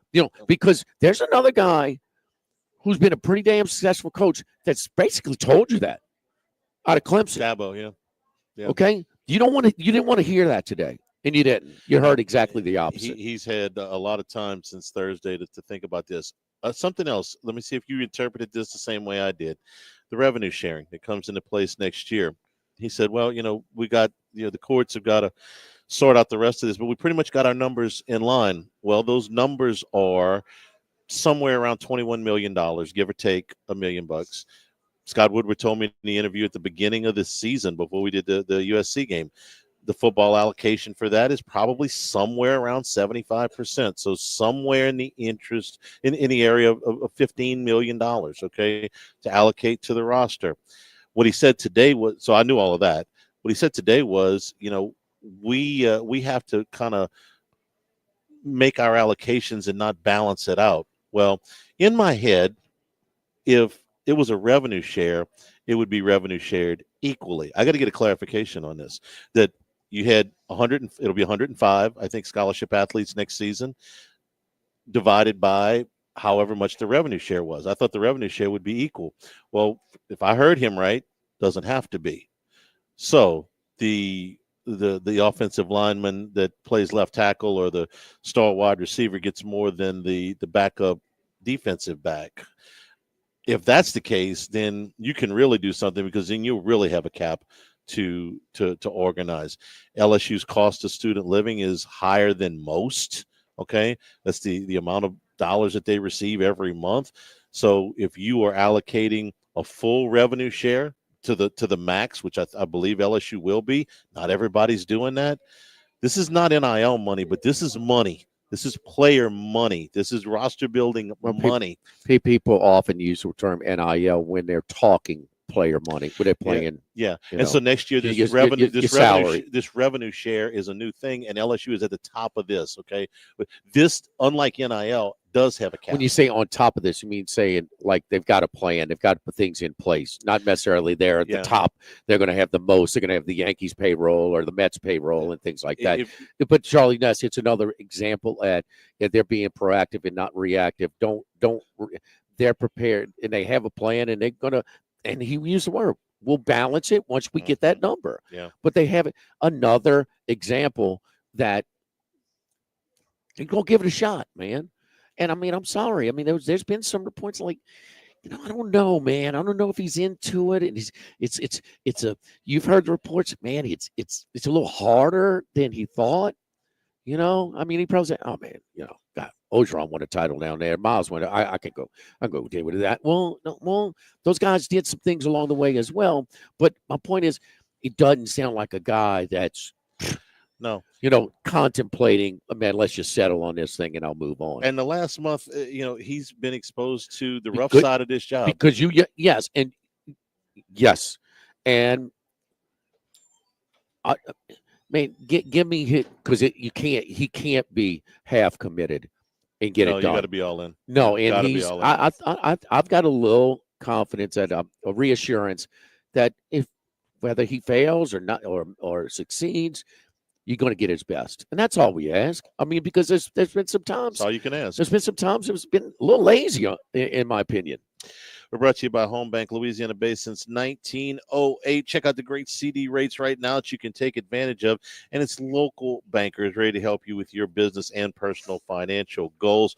Some short-term CDs that are available right now with some very nice minimum balances. So you don't have to be a massive investor to get in on some of these gains. You can do it for a smaller amount of dollars. The longer range CDs are, of course, still available as well.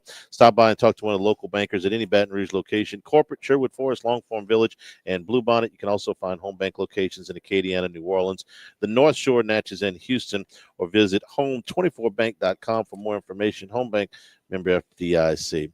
Back to wrap it up here at Big Mike's, live at lunch, 104.5 ESPN Baton Rouge. Live at lunch. Get your home holiday ready with Cajun Soft Wash. They can remove dirt, grime, mold, mildew, and make your home shine just in time.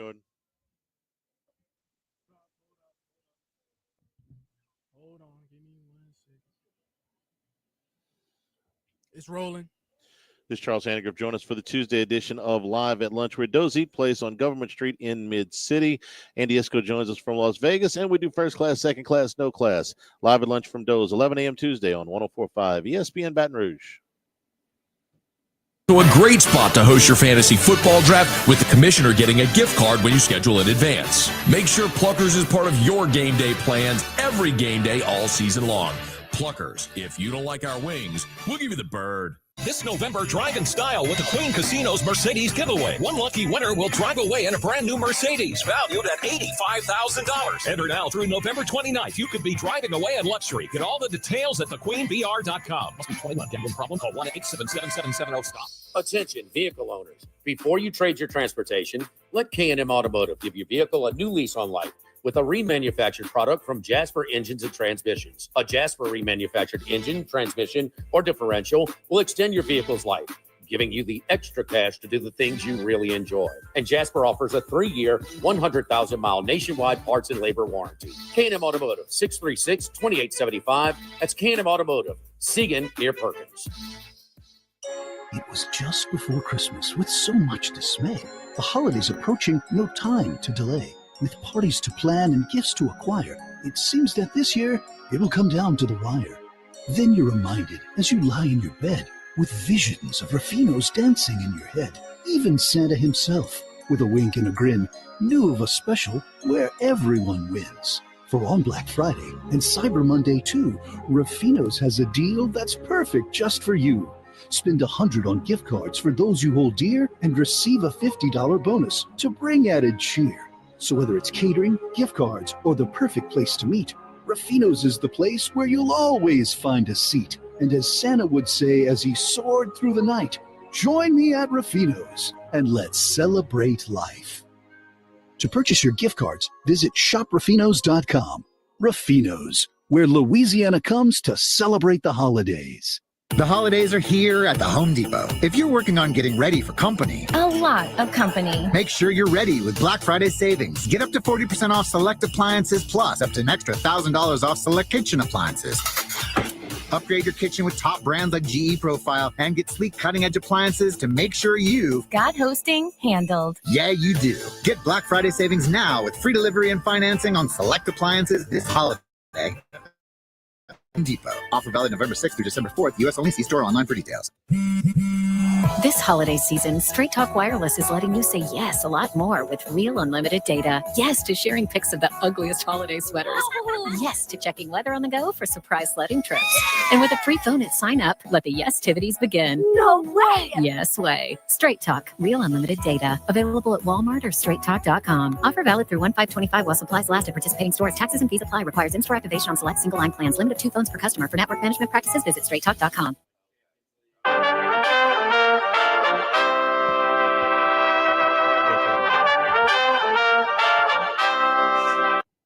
Live at lunch with Ott and Hanny from Big Mike's Sports Bar and Grill in Denham Springs on 104.5 ESPN, Baton Rouge. All right. Don't forget first-time home buyers. Man, you need a group to kind of steer you through the way of getting at home for the first time. My friends over at MR Property Group, LSU alums, Miriam Del Rio, Remy Curry, big LSU sports fans. Give them a call at 230-4242. Low pressure suggestions when asked, but finding the options that you are that you are interested in. Whether you're buying or selling, they can get the conditions of the price. That's just the right price that you're looking for. And as a seller, they got a great track record of top dollar in the Baton Rouge area, whether it's Glenmore, whether it's the Steel Boulevard area, the South Downs, U Club, Lexington, those places. So if you're thinking about selling, you may not realize just how much equity you have in your current home. MR Property Group with Keller Williams Red Stick Partners in Baton Rouge, 230-4242, 230-4242. Happy Thanksgiving from Big Mike's. They'll be closed on Thursday, but back open on Friday. Come on out and watch the games this weekend. Chris LeBlanc playing live here on Saturday night at 9 o'clock. Line dancing on Wednesday night. You got the day off on Thursday. Come on out and have a good time on Wednesday here at Big Mike's. And again, open at 11 on Sundays with happy hour drink prices all day. Ravens and Chargers tonight. Ravens about 2.5-point road favorite right now. Yeah, I like the Ravens, 30. And I think that if you like them as well, I mean, the difference between 2.5 and 2 is not much, but 2.5 and 3 is a lot. I'd get on them early. All right, that is tonight for Monday Night Football. Tomorrow we are at Doe's Eat Place on Government Street in Mid-City, and we'll be doing a show on Black Friday starting at 11 o'clock on Friday for Black Friday. From all of us here at Big Mike's, Jordan back in the studio, I'm Charles Hanagriff saying thank you and good afternoon from Big Mike's. Stay tuned for Hunt Palmer, 104.5 ESPN Baton Rouge. Live at lunch. At Lofton. All right, you guys have a good one. All right, thanks, George.